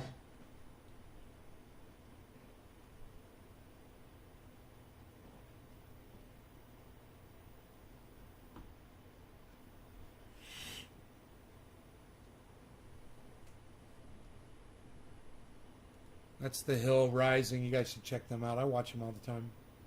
Usually, Crystal Ball keeps it sane in there. You know, I really watch for Crystal.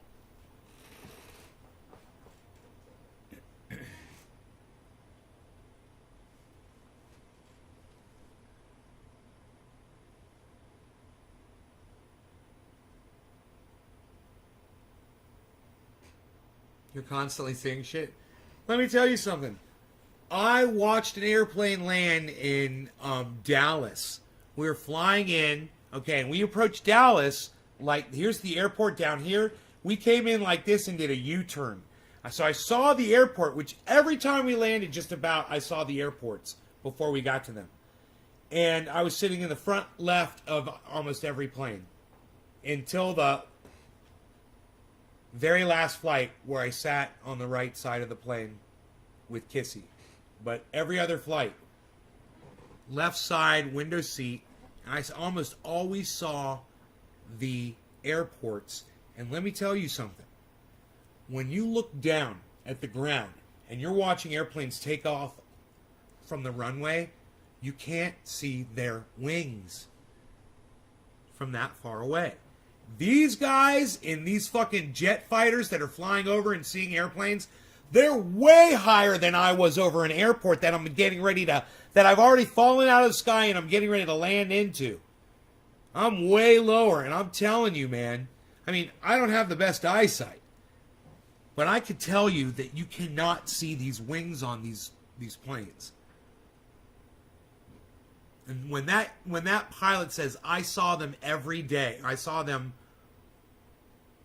he saw them every time he flew, whatever it was he said, the quote. Dude, he's obviously spotting airplanes, you know, and didn't realize that's what he's seen.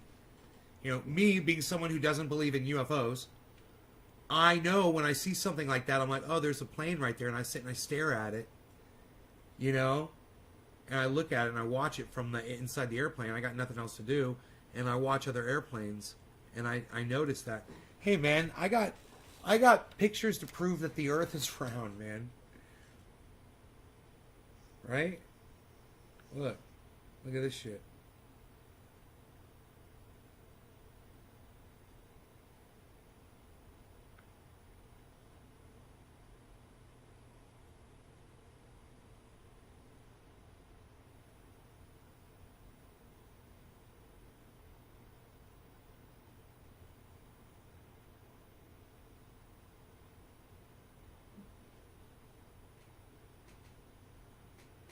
Let's see if I got another airplane on here. God, there's not another airplane in this shot.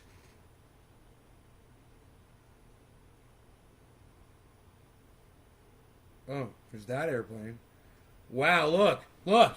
Whoa, there's an airplane in that shot. You guys see the wings on it?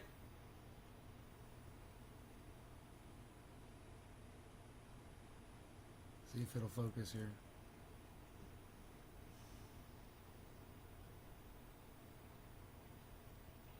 You see the wing? Look at that. Look how almost invisible the wing is on that fucking flying Tic Tac.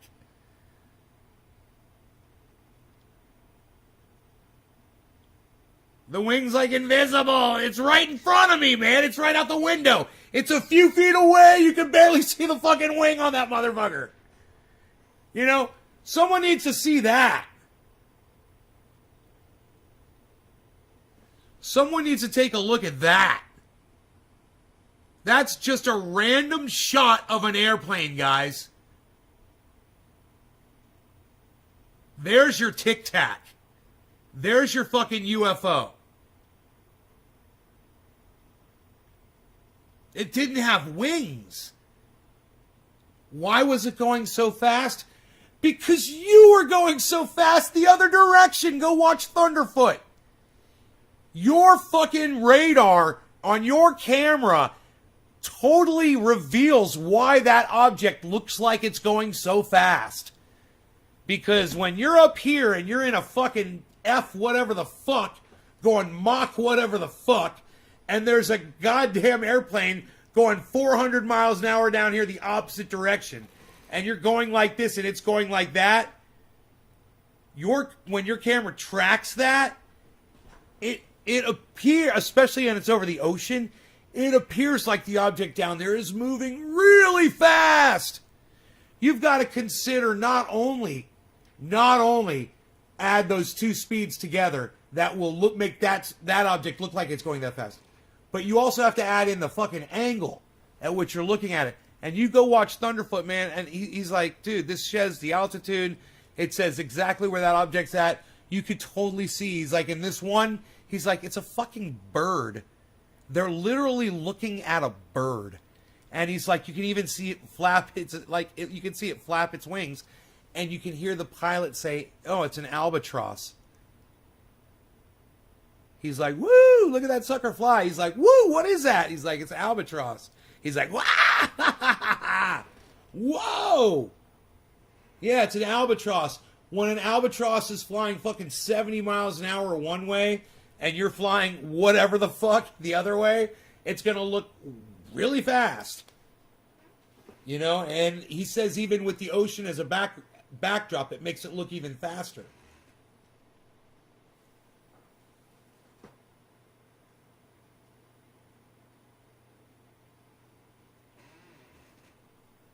Right on, Chris. You're heavy, buddy. I'm going to call you Heavy P.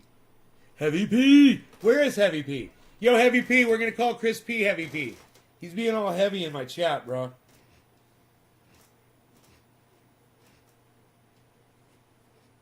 Yellow marker on Bitcoin.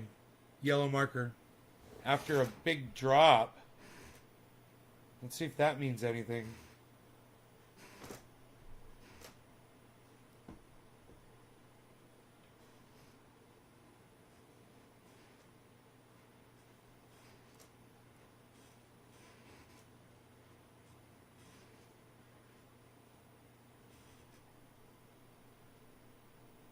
There's a lot of stuff way up in the green, man.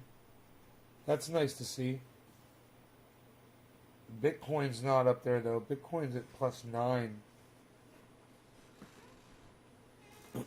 There's Nano, ZIL, NEO. There's 31, 25, +24. HBAR, +23. None of I'm not really in far on any of those. VeChain's +22. I got some of that. ZEC, I'm not in that one. +21. Engine, I got some of that. That's +21. Theta, I got some of that. That's +21. Atom, I got some of that. That's +20. Ethereum Classic, I've got some of that. That's +21. Ethereum Classic is at 74 cents. I think I bought in at 76 cents on that one. Storage is at $1.20. That's really low. I bought that one much higher. It's a +21. OMG, man. Doge is 40 cents, guys, +20. J-Man, what's up, son? It is not 420 somewhere. No. It is not 420 anywhere. It's not 420 anywhere.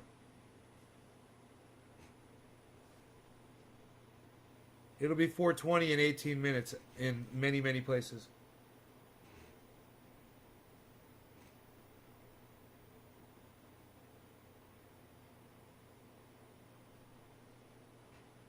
I mean, it doesn't mean you can't smoke for top of the hour, but it's not 420 anywhere.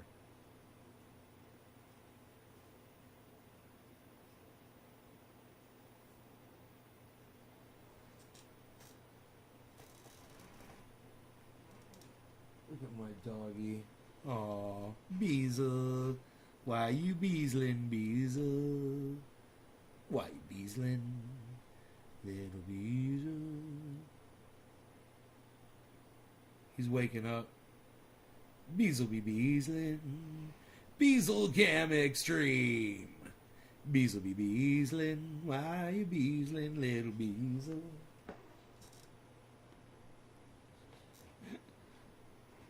In my house, it is little Dab. Okay, let me ask the judges. Judges, is it always 420? Judges say it is always 420. Congratulations, J-Man. It is always 420, according to the judges. I disagree, but whatever. I say it's 420 everywhere at 20 past. But I'm going to have to go with the judges, I guess. It's always 420. Beaselcam Extreme! Why you beasling, little beasel?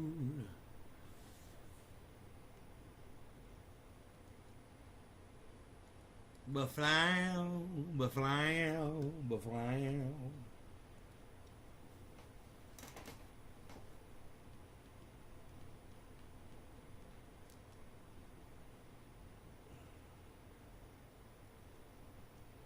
All right, how long we been in? All right, let's go to the video. Let's go to the 2-year-old video because I want you guys getting your news from me instead of other people. I'll walk you through shit better. Why you beasling, little weasel? Now remember, this happened 2 years ago. But a man is dead and the police covered it up. New revelations about the death of a black man in police custody 2 years ago. A lawyer for the family of Ronald Green says they were initially told that he crashed my father's his car name, Ronald. while being pursued by Louisiana That's State fucked Troopers up, man. in 2019. Now, body camera footage has emerged and it shows Green being tased, kicked, and dragged by the officers before his death. The case is now the subject of a federal civil rights investigation. CNN's Ryan Young joins us live now to explain exactly the timeline of what happened and what we were told about what happened, Ryan. Yeah, White Castle are where the term sliders originated. I love White Castle sliders. My version of it in Orlando growing up was Crystal Burger. Their sliders are fucking amazing. You can ask, David Campione, Iceman. He grew up on those fucking Crystal Burgers like I did. I mean, my friend Adam, we used to go in there late at night all fucked up and get Crystal Burgers. We get like 10 of them, man. And you just eat like 10 Crystal Burgers, and they just go right through you. It was the best food for when you were trashed. It's closing in your area. You love them? Yeah, John, let's also not forget that this video was leaked. It was not officially released, and so we've never seen the full tape so far. And if you think about this, the family has been in limbo for the last 2 years. I'm scared. Terrifying pleas from Ronald Green after a high-speed chase led to a deadly confrontation with Louisiana State Police just outside the city of Monroe in May of 2019. Get out here. In body cam video obtained by the Associated Press, troopers can be seen repeatedly punching Green after dragging him out of his vehicle. Taser. Troopers tase Green multiple times while he's face down on the ground as they attempt to handcuff him. Another trooper can be seen kicking Green. All over. This guy ain't got AIDS. The Associated Press released 3 segments of the original video, which it says is 46 minutes long. Only 2 of the video clips have audio. CNN has neither reviewed or obtained the original video, and it's unclear what occurred before or in between the video clips.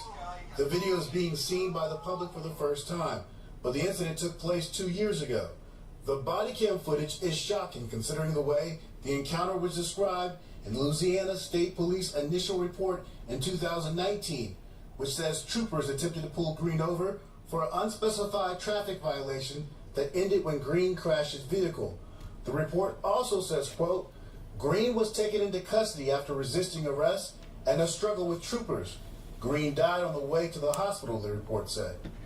At no time on the video can troopers be seen trying to render any medical aid to Green, who, according to the Associated Press, was face down and moaning for more than 9 minutes. CNN has reached out to the attorneys for the officers for comment. Lee Merritt is an attorney for the Green family and spoke to CNN. It's not only what you're seeing, but the sounds that go with it. You can hear him screaming and writhing in pain as he says, "I'm your brother, please stop. I'm sorry, I was just scared." The Department of Justice is investigating the incident, and in a statement to CNN, the Louisiana State Police says the premature public release of investigative files and video evidence in this case is not authorized and was not obtained through official sources. LSP is confident in the judicial system and fair review of this incident and continues The to premature offer full public cooperation. release. Unauthorized release of evidence 2 undermines years. the investigative process and compromise the fair And they call it impartial premature. outcome for the Green family, LSMP employees, and the community. We are unable to provide any 2 further minutes information after at this time. it happens, we want that Green's video. mother tells NBC Not she 2 thinks years. Louisiana State Police murdered her son. They beat him with the purpose of letting him just die. John, when you think about this, it's so very difficult watching this video over and over again. One of the things about it, though, is Green was left pretty much a face down, and we know from watching the George Floyd case that officers should flip people over so the person can obviously be able to breathe. That did not happen in this case. Lee Merritt's hoping that more of this video would come out. That way the public can see what actually happened. Ryan Young, thank you very much for this. Joining us now is Detroit Interim Police Chief James Craig and former Philadelphia Police Commissioner Charles Ramsey, a CNN law enforcement analyst. Chief Craig, let me ask you this. I mean, there are two issues here. Number one, the treatment that Ronald Green experienced there. But number two, what the police said about what happened. The fact that they said there was a struggle, but they certainly didn't say tase. They didn't say there was blood flying everywhere, so much so that they commented on it. And then they merely said he died on the way in the car afterwards, as if it just sort of miraculously happened in a vacuum. The omission here of the details seemed glaring, yes? You know, absolutely, John. This is deeply troubling, and certainly my prayers go out to the Green family. But you point out the two big issues. One, we know just looking at the video, this was an example of what defines excessive use of force. And then on top of that, the inaccurate report, and on top of that, they indicate that the officer was at some point suspended. He returned to work. So what's the status of the internal investigation? Let's face it, this is yet another big setback for our profession. We're in a crisis right now, and this does nothing. And then the fact that there are statements being made about a premature release of this information, I guess these folks haven't been paying attention on what's going on around the country. This is about maintaining public trust. And you're not going to maintain public trust when you withhold significant information. So this is bad, And Significant information or significant evidence of a murder, you fucking pig bitch. Thin blue line, motherfucker, much? Wait, you can't call a murder a fucking murder when you see it?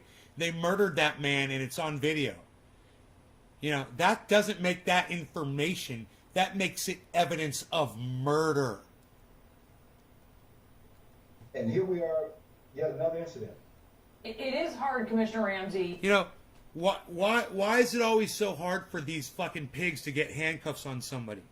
Here's my idea, okay? I'm always fixing shit. So you have handcuffs, right? That you put them on one wrist and you put them on another, and then it's got a thing in the middle that's long, and then you just wind it. And their hands go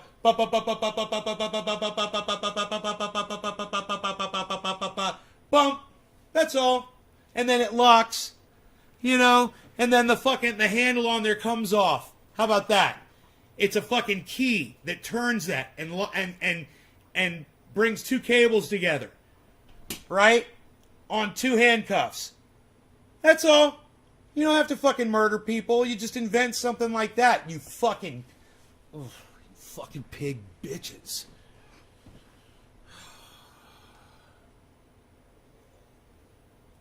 Problem solved. Hey man, it's not even my line of work. I just solved your fucking problem for you. Stop murdering people because you can't get handcuffs on them. That's what it always is. You can't get the handcuffs on. You can't get the handcuffs on. Redesign the handcuffs, you fucking murderers. Call them ratchet cuffs. It's my idea. And they go click, click, click, click, click, click, click, click, click, click, click, click, click, click, click, click, click, click, click, and then you go ka-chunk, and the handle comes off, and you put it in your fucking next to your fucking bear spray and your 9mm killing machine, and your fucking baton.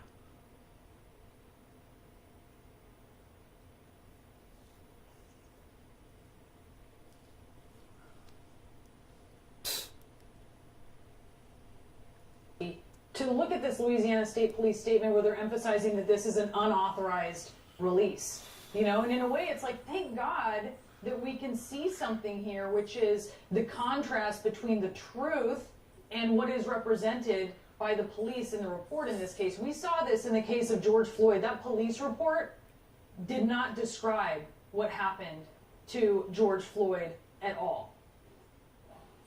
Yeah, there's no question about it. First of all, apparently the officials down in Louisiana are completely out of touch. I couldn't agree more with Chief Craig on that issue, but there are a lot of troubling parts of this.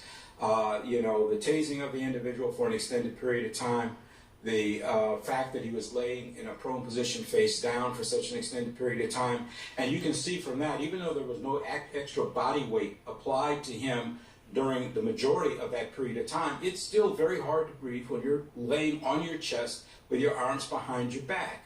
And you couple that with the fact that his heart rate was probably elevated and he was excited because of all the things going on. That clearly is something that should not have happened. He tried to roll over at one point, and one of the troopers actually prevented him from rolling over.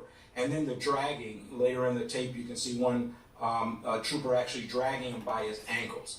This is without question excessive force. My understanding is the ruling of a medical examiner was accidental, but she was not told that there was that kind of physical contact with police. So this is a very troubling case on a lot of different levels, and that tape should have been released a long time ago. It kind of reminds me a little bit about with the Laquan McDonald, the length of time it took to release the tape, the line in the initial reports by the officers, all these things, that's part of a cover-up. It's really no more complicated than that. Again, what we see and what they said just don't line up, Chief Craig.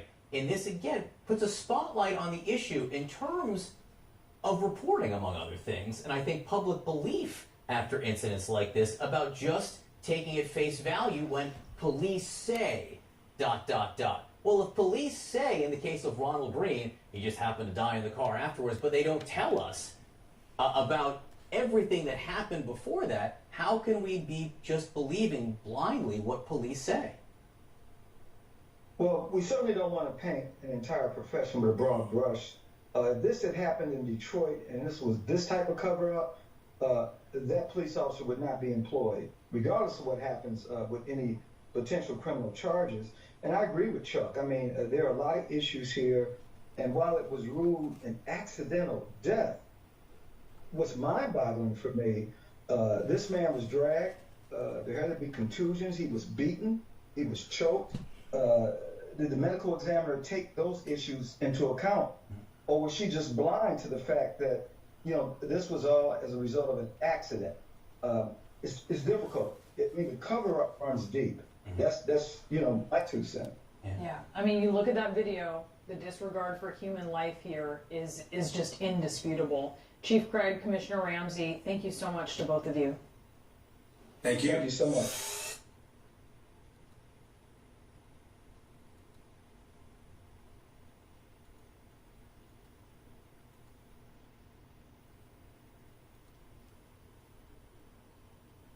Flat Earth my ass.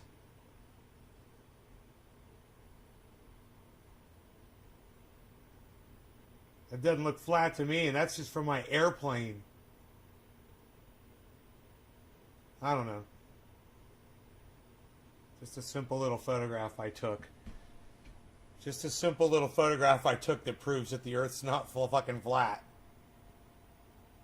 But, that kind of makes it obvious, huh? What about this? I made sure to take one on the ground. I made sure to take one on the ground.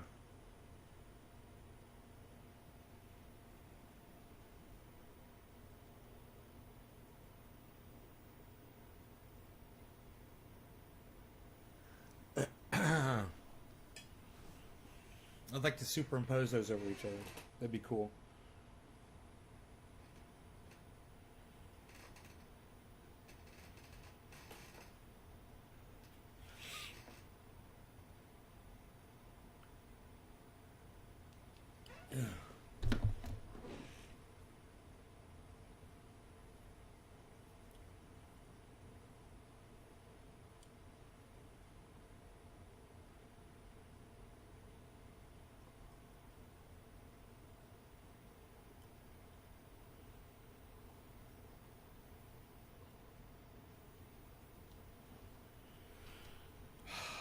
All right, so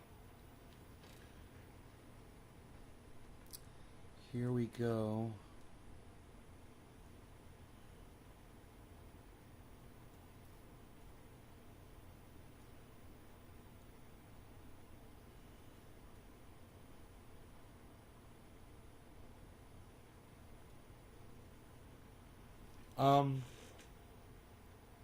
Bitcoin is still not listed. It's at plus 8%. It's not listed on our list here. It's below. If I scroll down, I'll be able to see it. It's way down. It's 4 from the bottom, Bitcoin. So hopefully that will do better soon. But what's good to see is all of this going on. This and this and this and that. That's really good to see, you know.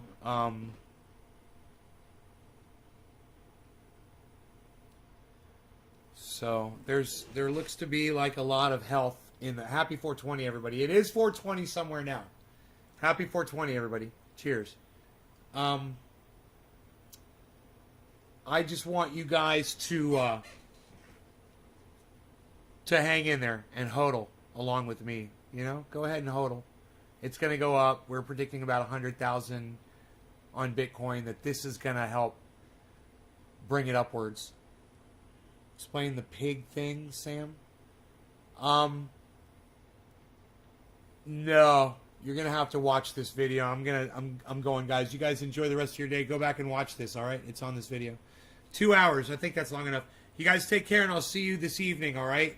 Thank you so much for watching. You guys take care.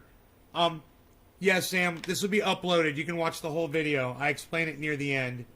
I go through the whole video. All right, bye, guys.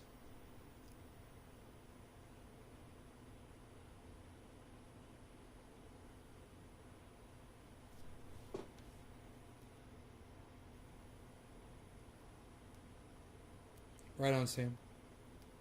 Hey, Stukes, what's up, buddy?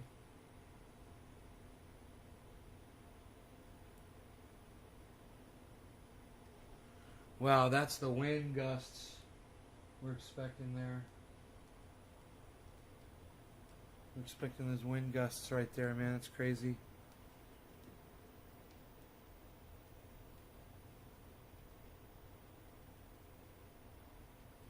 It's gonna rain a little bit. Whatever. Nobody says it rains a little bit anymore, pal.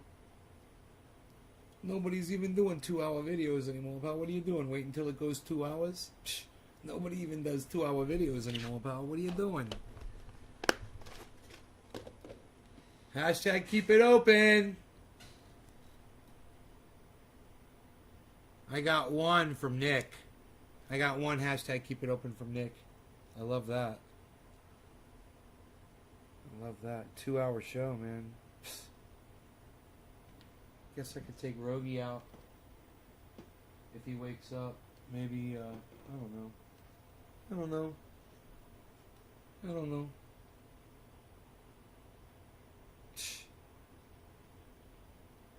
Unreal. Hashtag keep it open, Steve Running. There you go. 2-hour episode. Nobody does 2-hour episodes anymore, pal.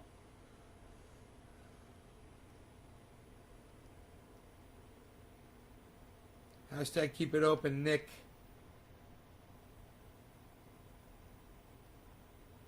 Yeah, you're not supposed to say bye. You're supposed to say hashtag keep it open. Hashtag keep it open. Seller. Remember Seller was number 1, guys? It's the last one on our list right now. See you later, pal. Psh, unreal. Nobody's even doing it. Nobody's even doing it, pal. Psh. Remember, we were at 420 earlier today. It's trying to get back up to 420 again. Psh. Nobody's even doing that anymore, pal. What are you doing? 2-hour video. Nobody's even doing. Nobody's saying keep it open in your chat anymore, pal, except for 2 people. Unreal.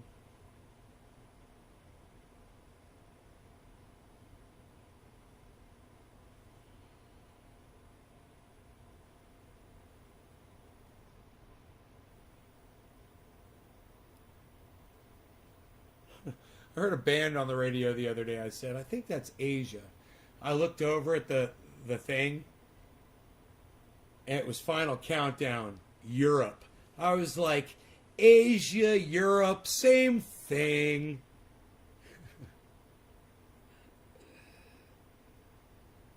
Ba ba ba ba ba ba ba ba ba ba ba ba ba ba ba ba ba ba ba. That's that song. I was like, that's Asia? I look over, I was like, Europe. I was like, psst, unreal, pal. Nobody's even doing it like that anymore.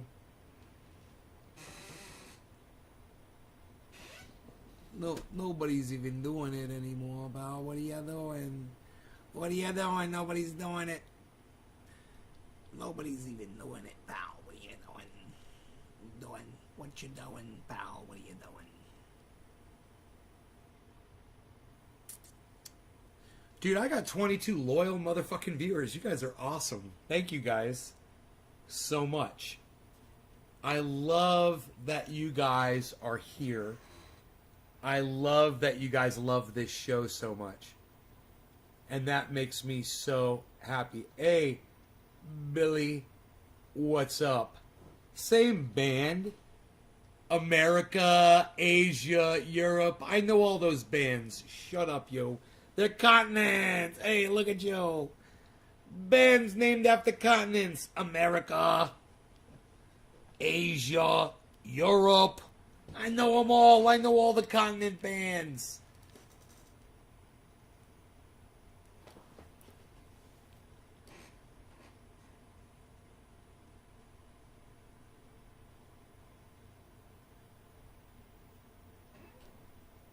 Trying to watch this market recuperate after this massive blow that it's taken over the last day. What a hit! But it's just proving its resiliency if it can get over 420, man. It took a hit today. I wonder what caused that hit today, guys. Look at that drop. You guys see the drop I'm looking at? We were riding at 420. We were all happy. I was like, oh, I hope it goes to 420 and stays there. And it did. And then, beep, after I shut my show off. So now it's trying to retest 420, you know? Same thing here. Boom. Devil's fucking tower right there. Boom. Same thing. Devil's tower. Boom. Same thing. Devil's tower. Boom. Trying to work its way up slowly. Not so much, really, here. Look at this. This must be Doge. Yeah, Doge is just bopping along. Doge is just bopping. But Bitcoin needs to lead the pack. And it's not right now, you know. It's at the bottom. It needs to get better. And it's at plus 10, but it needs to go higher. And it needs to keep rising. So hopefully it will. Hopefully people will start thinking that it's out of the low area, you know, that it's been in.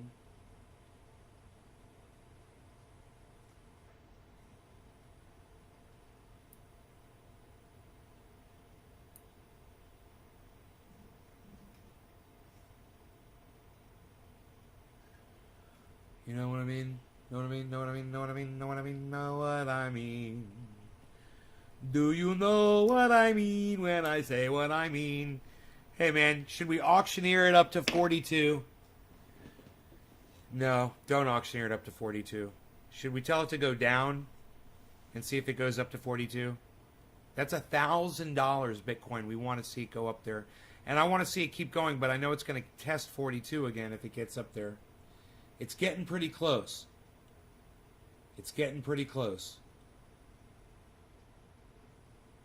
Never lost wisdom, but damn. Auctioneer. What the fuck, says Stukes. Number in the left top corner. You just noticed that number in the top left corner? It's hard for me to discontinue a show that's got 23 people watching, man. You know? That's a lot of viewers.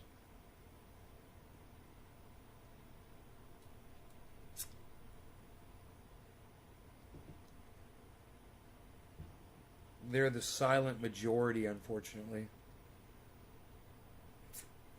They'd rather listen and not be heard, watch and not be seen.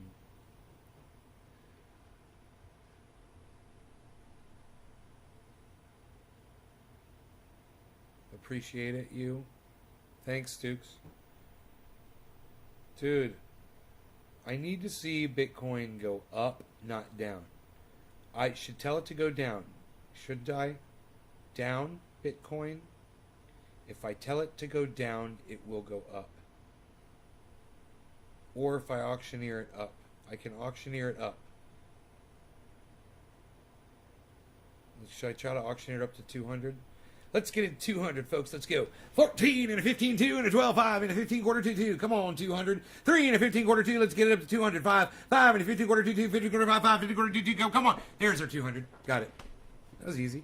300. Man, it's got a little. I gave it a little bounce. I got it up to 350. Just a little jump start there.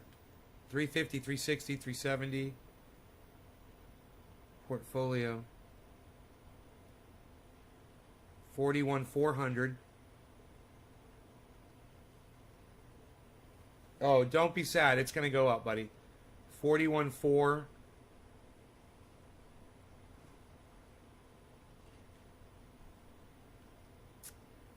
41,420. I just saw that.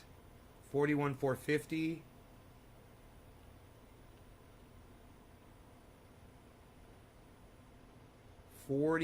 How's my sound? You guys notice my sound has more depth today? More bass, more low end? Or no? Does it sound the same? You feel a big move? Yeah? I don't know. Maybe I should check the candlesticks on the 1 minute chart, you know? I want to try to do some predicting.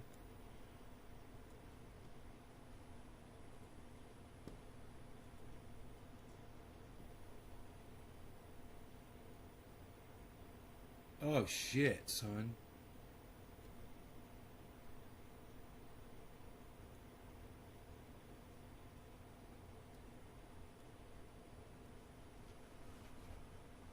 Well, all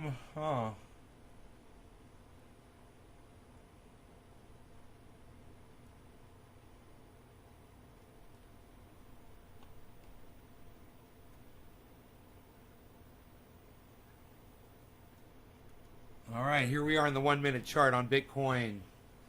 We're at 41.45 right now. And the candlesticks are looking flat across the volume. But the value's been walking up gradually from 40,800. So we're at 41.4. And there seems to be a drop, a little immediate drop in volume. Let's see what happens here.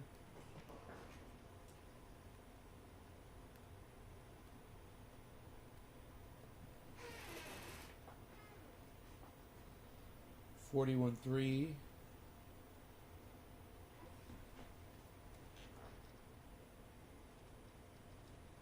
Man, my pond is still filtering nicely, I must say. I hope the water's getting cleaner. Man, I let that water settle. It is nice and clear, but it didn't affect the ppms. It really is total dissolved solids. It really is dissolved in the water. I'm like, where am I at, man? I was like, why can't I see myself on camera? It was Beazle Cam Extreme. Here we go. I can like be right here. Okay, yeah, that's good. Let's see what this is going to do. We're getting purple, which means we're going to drop. But I see a downward tick in the volume, which means we might go up. So if we get a little bit of a drop with a downward tick in the volume, we could be shooting up to getting to 42. And maybe I should hope for more than 42 this time. You know, maybe I should shoot for the 45 to even say 50. Because I said, let's get to 42 and hold 42. And we did. It was a nightmare. I was like, I can't believe I said that, and it did it. And if you don't believe me, go back to this morning's show and you can watch me literally say it's... God, it's so fucking weird. Let's go to 50, man. Right now. 50K. Looking for that bounce Moon was talking about. After a drop like that, it always bounces up like 4 times in value or something. Hippie chick, hey. Wall Street manipulate because it's threatened in long run with 10-year collapse. Banks seem to have. Steve running a daily close above 200-day moving average. That's bullish.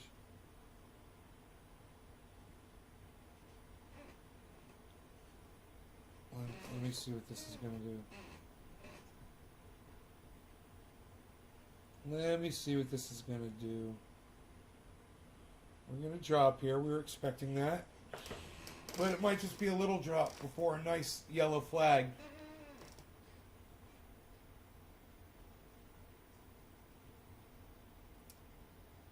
Smaller the drop, the bigger the rise we're going to get. Okay, so look. Look at this. Look at this. We're getting set up. There it is. Yellow flag. There it is. Got set up. Downward peak in volume and value and matched in. And it means a yellow flag's coming up soon. And boy, did we get that quick. So now let's see what happens. Rise in volume. Buys are winning right now.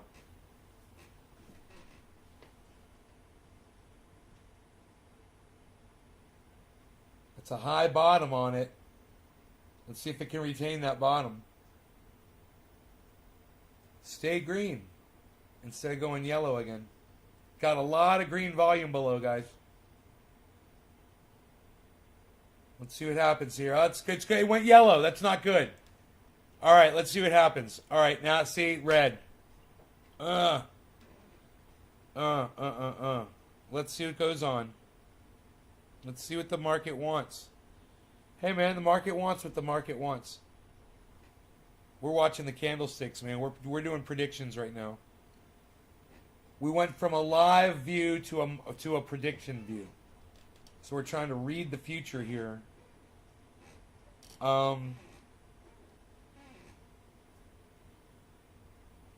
We do have a solid yellow marker and a downward trend. Good sign. Good sign. Bottoms are matching even across 41.3. Okay, the bottom just dropped. That's not good. Bottom needs to come back up.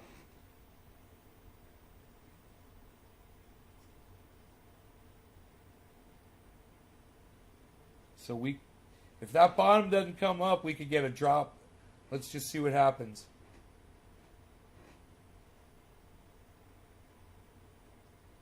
Yellow again. And in this case, it's not good because it was green. You know, it went from green to yellow. That's not a good sign. That's going the wrong direction. We want it to go from yellow to green. You know? We want to see that bottom red thing go green right now. There it goes. Green. Boom. That's what we want to see.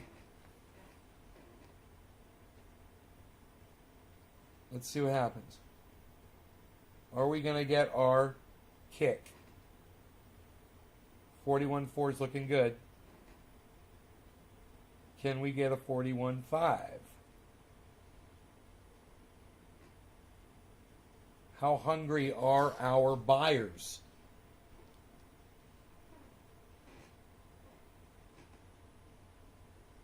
Here we go.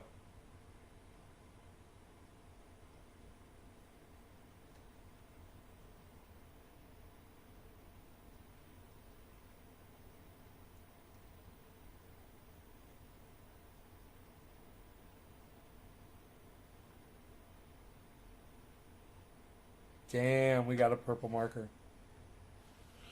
Purple went green with red volume below. Red volume below. Red volume below. It needs to go green below. You guys see that last marker right down here? It's red. It needs to go green. There it goes. Boom. Now, let's see what happens above. It's green. Let's see if it stays green and doesn't go yellow. Yeah? Keep getting bigger. We need that green candle to rise.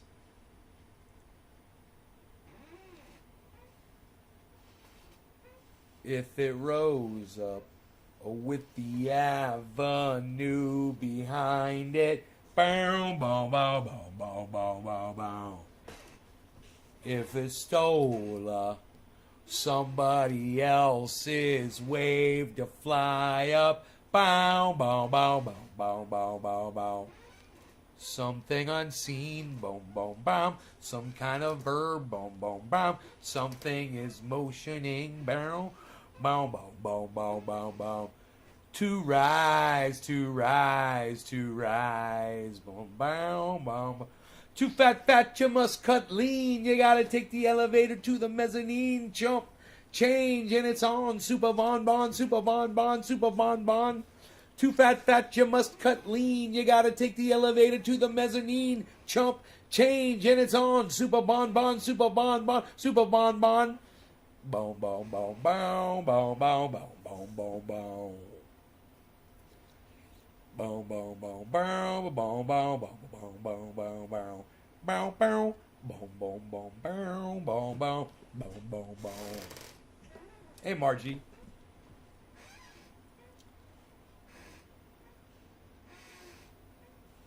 My belly. I'm working on it. It's a work in progress. I'm working on it. I'll get it. I'm gonna fucking find my second ab someday. Whoa! 41.9. Let's go 45. Let's go 45. Maybe I should show my belly again. Let's go 45. Let's go 45. It seems to help when I do this. Let's go 45. 45. 45. There's 42. 45. There's 42. Let's go 45. Let's go 50 as well. I'll show my belly all day. Whatever I got to do.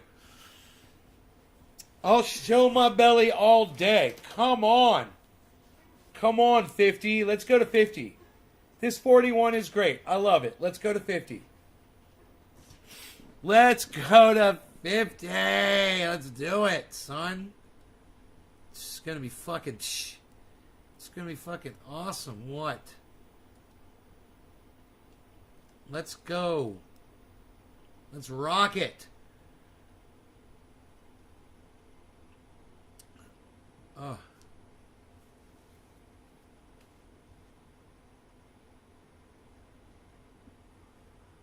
Matic is looking great right now. I was thinking about pulling some money out of Matic because it was doing so good.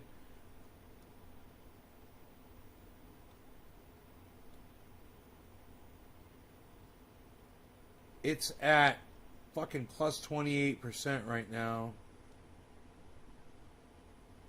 29%. 30%. Holy shit, it's skyrocketing all of a sudden. Dude, the whole market's skyrocketing. Everything's going up right now, guys. Look at Ethereum, 2,900.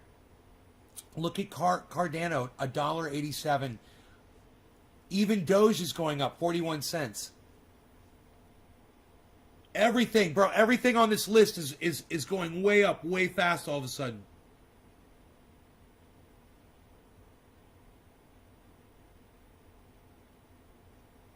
Is it because Bitcoin is still lower than everything?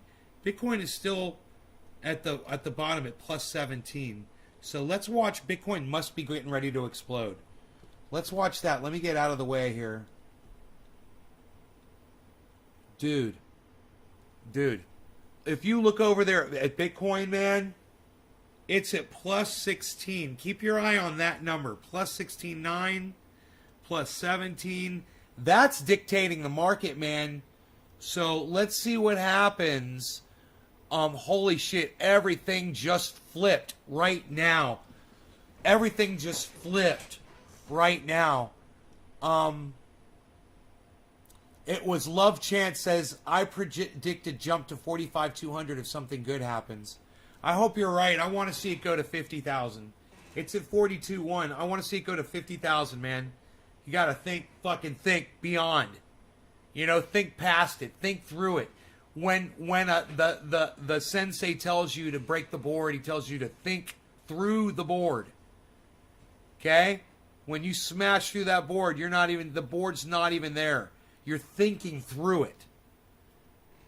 All right, remember that. We're going to think right past this. So think 50,000 at least to start.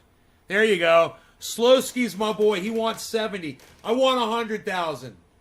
Let's take it to 100,000, man. Something beautiful just happened with Bitcoin, and everything else just jumped massively. So, am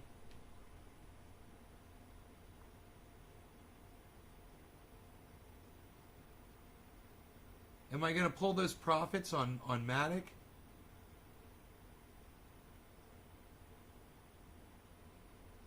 Or is it just gonna fucking shoot up?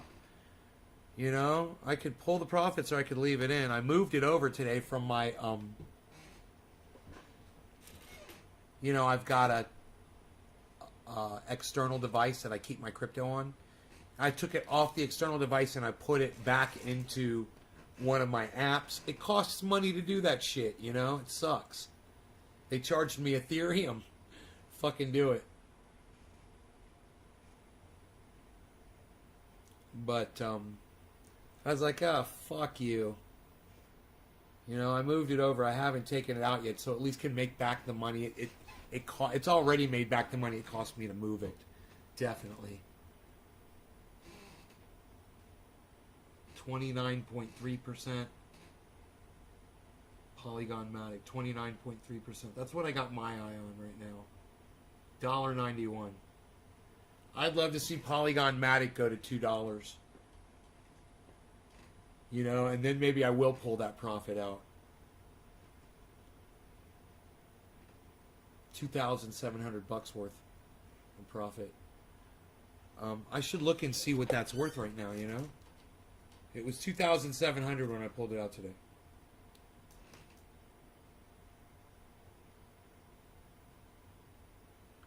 Okay, I'm going to check it.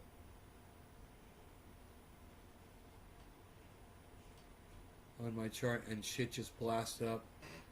Yeah, man, 41. It's going back down though.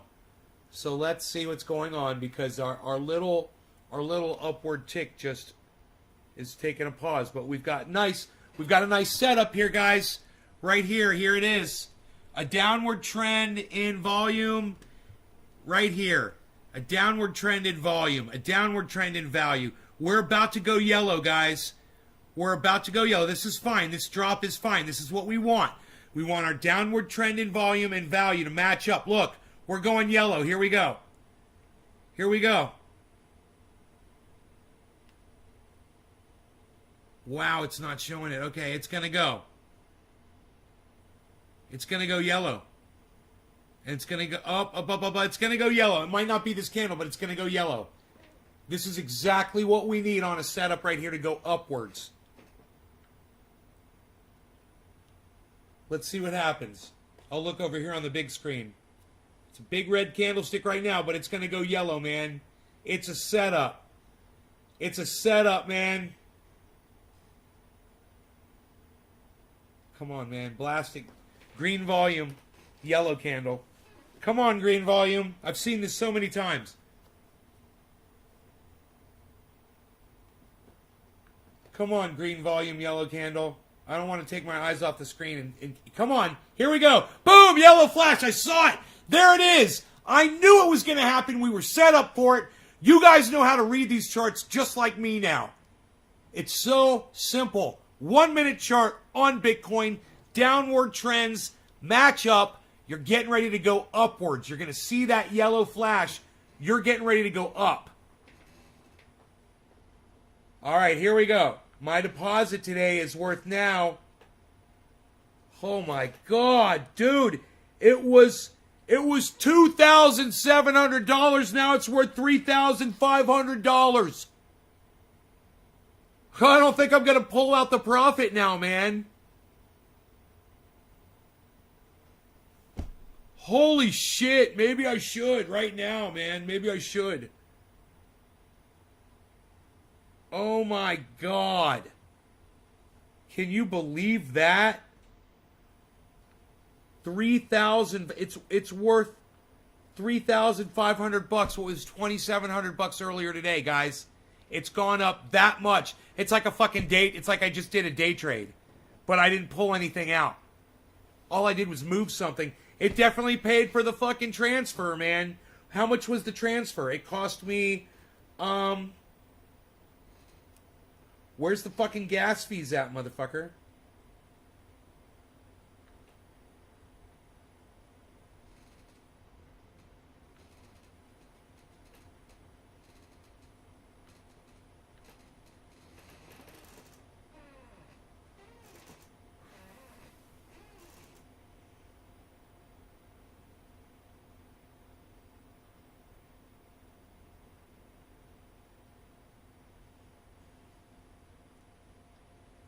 Transaction details.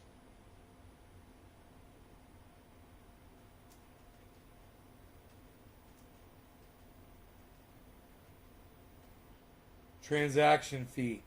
$23.32 worth of Ethereum. Gas price. Barely anything. It's like 0.000000149 Ether.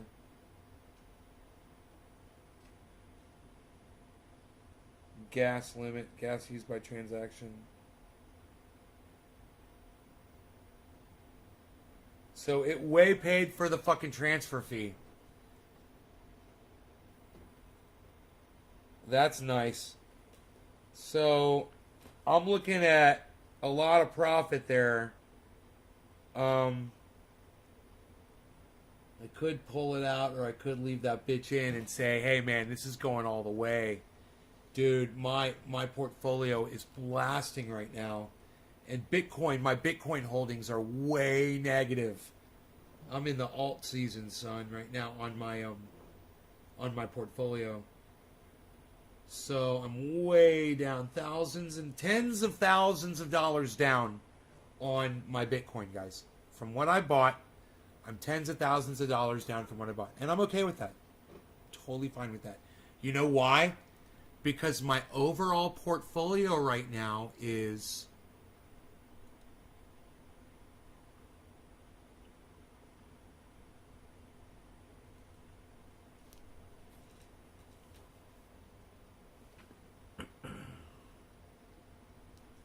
over 20% over overall what I put in right now.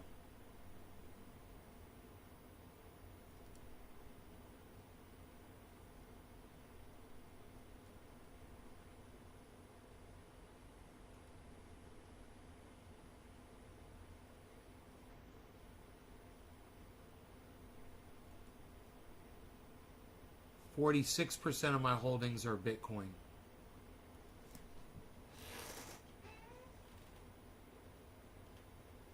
Okay, we got a yellow marker, and it's a nice thick one. We've got a downward trend, right? Okay, so here we go. All my students out there that are paying attention.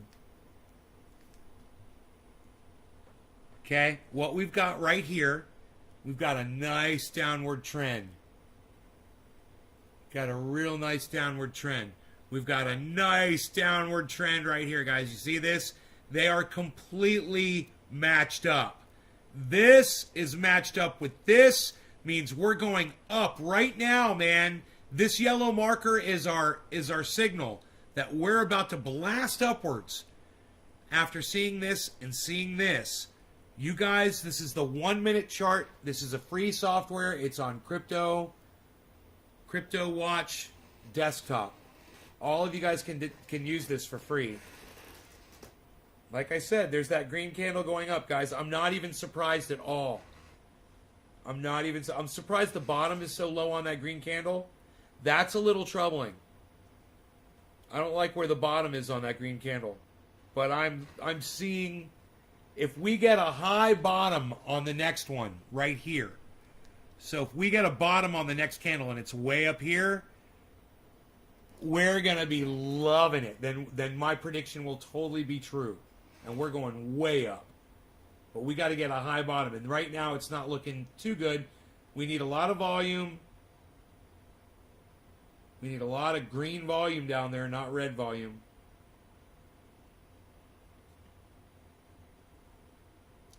We might be getting a double yellow marker. That could come up right now as well. It's reading purple. That's not good. We don't like that. No need for that. There's no need for purple. We don't like it. It's purple and red are arguing right now. Let's get that yellow, guys. Let's get that yellow. Come on. We need green volume down below. Without that green volume down below, we can't get a yellow marker. So let's get that green volume down below. Let's go. Green volume down below. We need it now. I hear the sound, the coming of rain. I hear the sound of victory. I hear the sound of the abundance of rain. I hear the sound of victory. It doesn't like that. It doesn't like that. Green. Green. Green volume. You're killing me until you give me green volume. Come on, guys. We're set up. This is a setup. We're set up, man. It's a setup. It's a setup. I'm saying it because I know it. It's going to go. It's going. Fucking setup. Just watch. There it is. There's the green volume. Give me the yellow bar. Give me the yellow bar.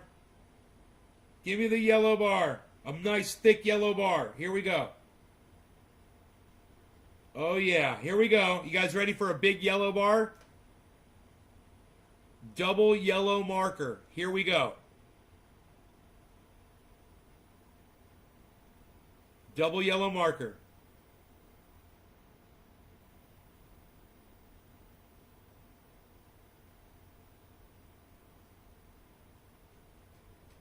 Flip it back. Flip it to yellow. It's going to go yellow. I don't care that they passed it. It needs to go yellow.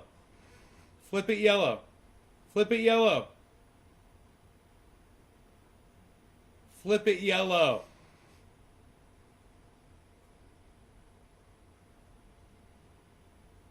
That last one, that red one, I wouldn't be surprised if they flip it yellow. It's totally meeting all my expectations. And I've seen them change markers before. So I won't be surprised if they change that last one to yellow.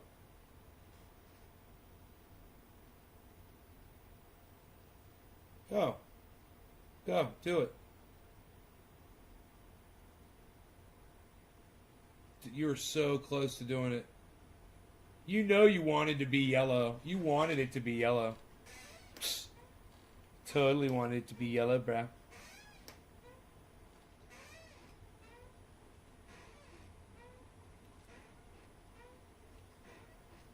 Yellow marker, come on.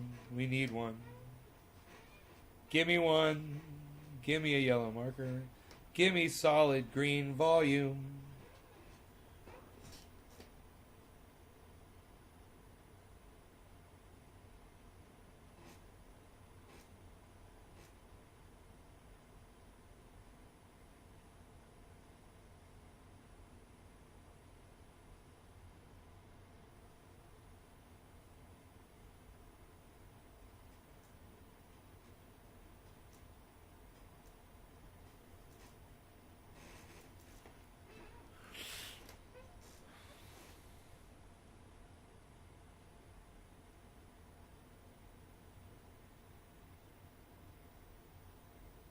What's it going to do here, guys?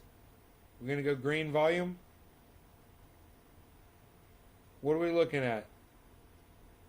Green volume, yellow marker. Dude, it is such a setup. It's a double ramp setup. So going to blast green right now. Look. 1, 2. 1, 2. It's going up, man. It's gonna go up. I'm telling you. I'm seeing these signs. There's the yellow marker. Double yellow marker. There it is.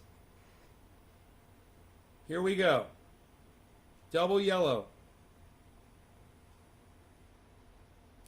I don't like where the bottom is on it.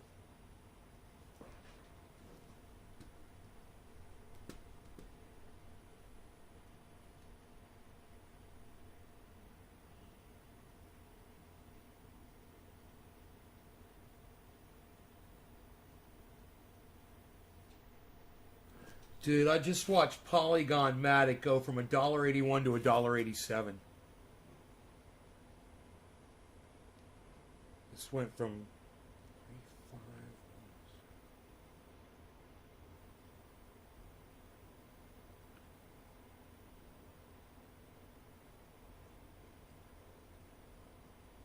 Doesn't change.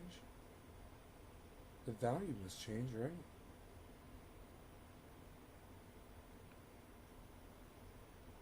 Huh.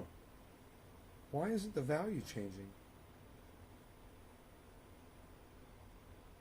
That's weird.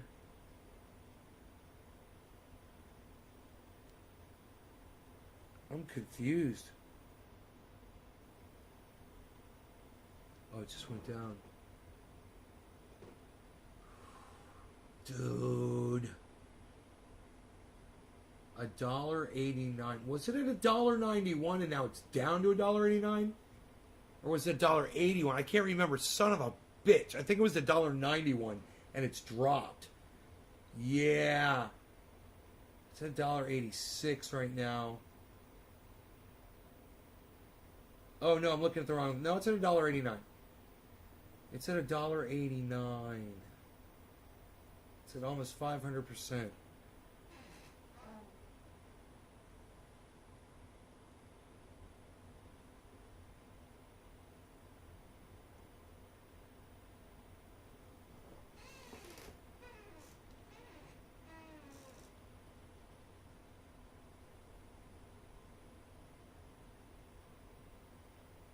Wow.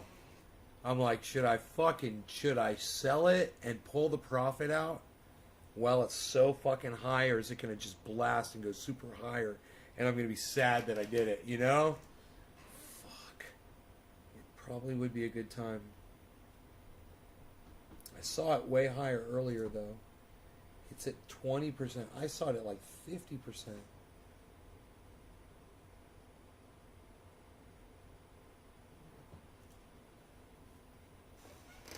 I don't know, man. I don't know what I'm going to do.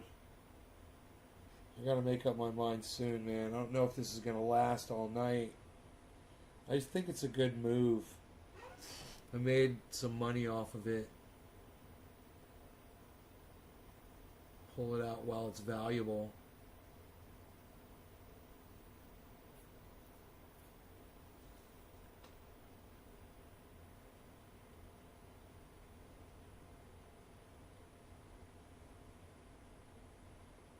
As I watch it slowly go down in value, dude, as I'm sitting here trying to make up my mind, I'm like, oh, I'm watching it go down in value.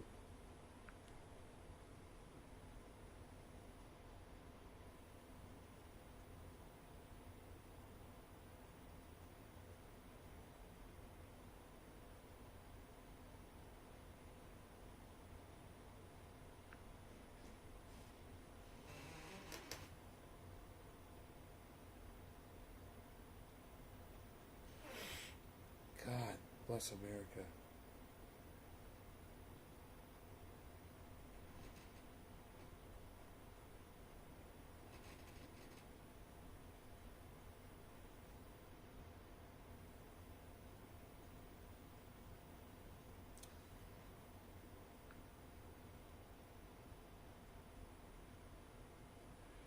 Actually, it's kind of low over the week, man. It was higher. I'm gonna wait. I'm gonna fucking wait. Yeah, it's at a low point, man. Fuck that shit. I'm glad I did this. I'm zooming out, and I'm totally feeling not pulling profit on it. Yeah. Yeah. I'm not going to do it. I made up my mind. I'm just going to let it sit in there. I'm good. I'm good.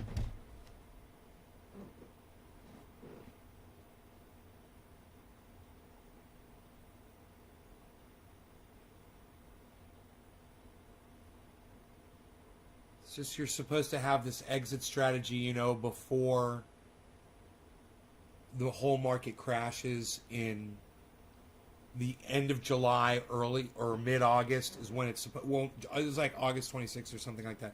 But whenever it's all supposed to just go to a bear market and everything drops for, you know, until tax season, and then after tax season, everyone gets their checks, and that's when the bull market starts again.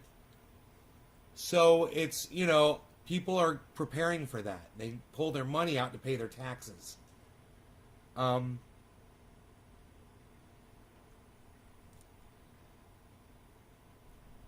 You got to ride that, figure out when it's going to be, and get ready. And you can pull a little bit out at a time. As you get closer and closer to that time, you could pull more and more out. But it's costing you money every time you pull money out, so make sure you're pulling out. Look at your highest asset at that time. Pull money out from your assets that at that moment that's worth the most, that's the most valuable. That's where you want to pull your profits from. Don't ever pull your profits from something that's doing bad. Never, never, never. It will always turn around. If you're doing crypto, there'll always be a day where it will be doing much better. So be patient.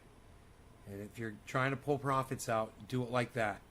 All right? You guys take care. I love y'all. I'll see you guys tonight. Bye now. Thanks for all the Keep It Opens, man. There were so many of you I couldn't walk away. All right. Take care, y'all. Bye-bye.